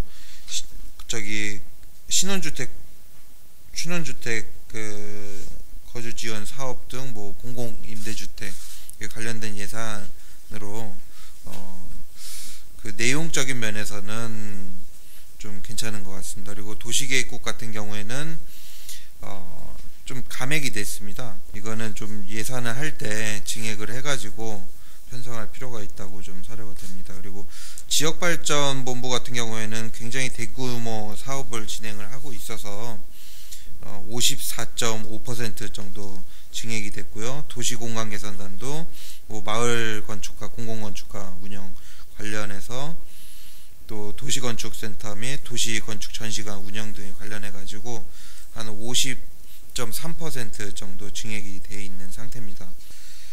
서울시 예산 정책에 있어서 저희가 속해 있는 도시계획관리위원회 같은 경우에는 정말로 SOC 사업 같은 경우도 많고 막대한 예산이 들어갑니다. 이런 사업을 함에 있어서 선행돼야 되는 과제들이 있습니다. 타당성 조사라든가 정말 이 사업을 펼쳤을 때 효과가 어느 정도 나올 수 있는가에 대한 점을 면밀히 살펴야 함에도 불구하고 선심성 예산 혹은 포퓰리즘에 젖어서 좀 예산 편성에 대해서 너무 그 시장의 인기만을 위한 편성을 하지 않았나 다시 한번 돌아볼 때라고 생각을 합니다. 이상입니다. 다음 우리 유영봉 공원조성과장님 발표해 주시기 바랍니다. 예, 공원조성과장 유영봉입니다. 반갑습니다. 저희가 이제 99년도 헌법 불합치 판결에 따라서 이제 저희 그 실효 전체 공원 용지 중에 한 80% 정도가 이제 실효 위기에 있습니다. 예, 그동안에 2002년도부터 18년까지 저희가 한 1,157억 원 연평균 그 보상을 편성해 왔는데 지금 그동안에 한 거의 2조 정도가 됩니다. 근데 이제 이게 그 장기 미집행 발생 사유가 사실은 그 대부분이 지금 현재 70년도 이전에 그 중앙정부에서 지정한 상태로 이제 방치가 되고 있었거든요. 근데 이제 95년도 지방자치제도가 이제 도입됨에 따라서 전혀 뭐 인력이라든지 재정 지원 없이 지자체 일괄 사무만 지방사무로 이관을 했습니다. 그러다 보니까 사실은 지방자치단체에서 굉장히 어려움을 겪고 있고요. 그나마 서울시는 조금 한 5, 6년 전에 그나마 이제 대처를 해와서 우선 보상 대상제에 대해서 좀 하고 있지만 사실은 우리 다른 지방에서는 뭐 재정 곤란이라든지 민간 특례 사업이라든지 이런 굉장히 어려움을 겪고 있습니다. 그래서 이제 저희 서울시 같은 경우는 크게 이제 세 가지 방법으로 저희가 대처를 하고 있고요. 첫째 이제 재정적 방안인데요. 저희가 아까 말씀드렸다시피 20년까지 매년 1,000억 이상 예산하고 그 다음에 이제 1조 3천억 규모의 그 지방채를 발행해서 거의 사유지 한 2.33km를 우선 보상할 예정입니다. 그리고 그 2.33 평방미터를 제외한 나머지 38km 평방미터에 대해서는 도시자연 구역이라는 그 구역제를 활용해서 그 우선 그 보상을 이제 우선 순위를 정해서 순차적으로 보상할 예정입니다. 그리고 이제 사실은 도시 자연공원으로 이제 전환이 될 경우에는 지금 현재 기존 시설일 때 재산세 감면 50% 혜택이 있었는데 그 구역으로 전환됨으로 인해 가지고 감면 혜택이 없어집니다. 그 부분에 대해서도 국가에 그 지금 요청을 하고 있지만 국회에 계류되어 있는 상태라서 저희가 이제 시세 감면 조례하고 자치구 감면 조례를 지금 개정 추진하고 있습니다. 그래서 지금 현재 10개 자치구에서는 완료를 했고 나머지 14개 구청에 대해서도 올 연말에 완료 예정입니다. 그래서 어쨌든 국공유지 지금 또 최근에 이제 10년간 실효유예를 하는 걸로 돼 있는데요. 사실은 국가에서는 이게 국가의 재산을 사실 국가의 재정, 그러니까 재산의 개념으로 지금 생각을 하고 있는데요. 사실은 공원은 공공시설입니다. 이거는 국가의 재산이라고 볼 수가 전혀 없고요. 국민의 재산이라고 봐야 됩니다. 그래서 이 국유지에 대해서는 전적으로 그 실효 일부만 유예를 하는 게 아니라 전적으로 실효 제외를 해줘야 되고 안 될 경우에 무상양렬을 해줘야 되는 그런 상황입니다. 예, 감사합니다. 네, 이제 우리 마지막인데 우리 백운성 그 재생정책과장님. 저희 2020년도 도시재생 분야 편성 방향은 먼저 이제 도시재생 사업에 대해서 시민들 체감도를 높이는 게 가장 중점을 두고 있습니다. 그리고 두 번째로 이제 지역경제 활성화나 일자리 창출, 그리고 세 번째는 특화 공간을 조성하고 또 보행 네트워크를 좀 확장하자, 이런 측면에서 예산 편성을 했습니다. 그래서 주요 예산 사업을 해서 성과 체감형 사업으로는 저희들이 골목길 사업을 이제 그동안의 사업들이 너무 단위가 크고 기간이 오래 걸리다 보니까 체감도가 떨어진다는 지적이 있어서 그 골목길 사업에 집중 투자를 할 계획이고요. 그 밖에 이제 주거 환경 개선 사업이나 빈집을 이제 산 비용은 명시열이 됐지만 이걸 활용하는 부분에 좀 예산을 많이 편성했고, 재생과 관련해서 먼저 말씀드리면 저희들이 재생 사업을 한다고 할 때 목적을 보통 이제 그 지역 분들이 사는 생활의 기반을 개선하거나 안전을 확보한다거나 지역 자산을 발굴한다거나 정체성을 마련하는 것, 이런 것도 있지만 관광 자원화하는 것도 목표 하나로 이렇게 추진하고 있습니다. 이게 주거지냐 아니면 이제 중심지냐 아니면 경제 기반형이냐 따라 좀 정도의 차이는 있겠지만 관광 산업도 저희들이 하고 있는 목표 중에 하나라고 생각이 들고요. 그 외에도 지적하신 1터, 3터 효과들도 저희들이 이제 소기의 성과를 이루고 있다고 생각이 들고 그거에 대해서는 좀 정리를 하고 있습니다. 그리고 걱정하시는 오버 투어리즘이나 젠트리피케이션에 대해서도 좀 대책을 좀 강구하고 있고요. 그 모니터링 평가와 관련해서는 지금 이제 작년도 중순에 전략계획을 변경하면서 저희들이 모니터링이나 평가를 어떻게 할지 지표나 평가 방법에 대해서 일단 규정을 했습니다. 그거에 대해서 금년도에 1차 모니터링을 했고요. 전문 학회들과 같이 계속 소규모 토론이나 토론회 그리고 집단 토론회들을 거쳐서 공유를 하고 있는 과정입니다. 그리고 이 용역을 지금 저희가 내년 6월 달까지 모니터링 평가 용역을 추진을 지금 하고 있습니다. 결과는 그래서 6월 달까지 나오는데 다만 한계는 그렇습니다. 2015년에 이제 저희들이 중심지를 처음 하고 그 전에 이제 주거지를 했는데 지금까지 완료가 된 건 창진 승인 한 곳밖에 없고 금년도 말까지가 5개소 정도가 완료될 것 같습니다. 그래서 평가를 하기에는 좀 아직 결과물들이 좀 안 나오다 보니까 평가에 좀 한계가 있다고 생각이 듭니다. 그리고 이제 그 백년다리 관련해서는 이제 계속 뭐 이슈가 됐었고 이제 저 상임위나 저쪽 안전 상임위에서도 이제 논의가 될 거라고 생각이 들고요. 다만 이제 뭐 같은 얘기가 될 수 있지만 그 백년다리가 이제 모티브가 된 게 그 이제 그 뉴욕에 있는 브루클린 다리를 모티브로 해서 저희가 설계를 한 거고 사실 남쪽과 북쪽이 별개로 했는데 그거는 이제 저희들이 뭐 주장하는 게 아니라 사실이고요. 그래서 이제 논의를 지속하다가 이번에 그러면 북단은 그러면 유예하자.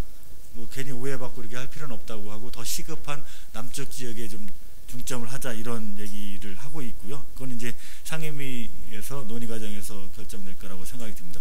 그리고 보행과 관련해서는 자전거도 같이 이제 연계되어 있는데 제가 보행 정책 과정도 했는데 말씀하신 대로 보행 친화도시 서울을 하는 게 맞고 이 사대문화는 전적으로 보행 아니면 대중교통으로 갈 거고 계속 차로 다이어트도 해 나갈 겁니다. 근데 문제는 뭐냐면 현실과 목표가 너무 괴리가 큰 겁니다. 그러다 보니까 그 보행자들은 안전한 보행도를 원하고 자동차라든가 다른 교통수단들은 또 차가 막히는 걸 참을 수가 없는 상태입니다. 자전거도 마찬가지입니다. 자전거도 안전을 원하는데 다른 사람들은 자기 걸 양보해 줄 수가 없는 거예요. 그러다 보니까 다른 형태로 상단에 설치하든지 아니면 다른 큐브 형태로 하고 있는 거라 그 부분은 우리가 목표로 하고 있는 도시 전략에 맞지 않는 건 아니고요. 그 과도기적인 전략이라고 봐주시면 될 것 같고 장기적으로는 아까 말씀드린 대로 그런 도심과 그 부도심 전체 전략을 그렇게 가지고 가고 있다고 생각하시면 될 것 같습니다. 그리고 광화문 관련해서는 뭐 말씀하신 대로 이게 이제 그 광화문 광장과 관련된 시민 광장 그리고 월대 복원 사업도 있고 나머지 이제 광화문과 관련된 연계 사업 공사 예산들도 있습니다. 그래서 이거에 대해서는 또 마찬가지로 상임위에서 말씀을 계속 하시고 논의 과정에서 예산이 이제 그 증감되고 할 거라고 생각이 드는데 행정적으로 보면 그렇습니다. 예산을 다 없앤다는 거는 안 하겠다는 거고요. 예산을 살려두는 데는 옵션이 있는 겁니다. 왜냐하면 행정에서 처리할 때는 예산이 하나도 없으면 아무 절차도 못 합니다. 그러다 보니까 그렇게 이해해 주시면 좋을 것 같습니다. 그래서 이거는 저희가 이제 시장님이 참석하시는 대토론이나 이런 것도 지금 4회 정도 크게 했고요. 연말까지 9번 정도 더 하고 내년 상반기까지 계속 할 겁니다. 그래서 그 계획은 변함이 없고 뭐 할 것인가 말 것인가 어떤 방법으로 할 것인가에 대해서 계속 오픈되어 있습니다. 다만 저희들이 이 결과에 대해서 나중에 할 때 이 옵션을 가지고 할 수 있게 저희들이 예산을 편성했다고 이해를 해주시면 좋을 것 같습니다. 그리고 주요 행사 콘텐츠 같은 경우에도 시민들한테 가장 맡겨놓는 게 제일 좋다고 생각하는데 저희도 광화문 광장에서 저도 행사를 해보면 일단 윤활유라고 생각하시면 될 것 같습니다. 옵션을 주는 겁니다. 그러니까 뭐 이렇게 그 시설물도 한 번에 딱 해버리면 옵션이 없지만 그 간이 시설물로 하다 보면 한 번은 놀이시설로 했다, 한 번은 여행시설로 했다, 한 번은 공원으로 했다 이렇게 가변적일 수 있는 거고 행사도 여러 가지 행사를 할 수 있으면 그걸 보고 시민들이 아 이걸 해보니까 그때가 더 좋았다 하면 그게 프로그램이 되고 그게 이제 시민광장으로 돌아갈 때 가장 중요한 뭐 이제 시민들의 만족도도 높일 수 있고 효과성도 높일 수 있다고 생각합니다. 그래서 그런 것들을 할 수 있는 제안을 할 수 있는 토대가 될 수 있다고 생각이 듭니다. 네, 우리 백원석 과장님 수고 많으셨습니다. 우리 지금까지 환경, 도시 안전, 우리 도시 건설, 교통 분야 발제와 토론을 진행하여 주신 발제자와 우리 토론자 여러분께 박수 한번 크게 보내주십시오. 네. 이상으로 우리 환경, 도시 안전, 도시 건설, 교통 분야 발표와 토론을 마치도록 하겠습니다.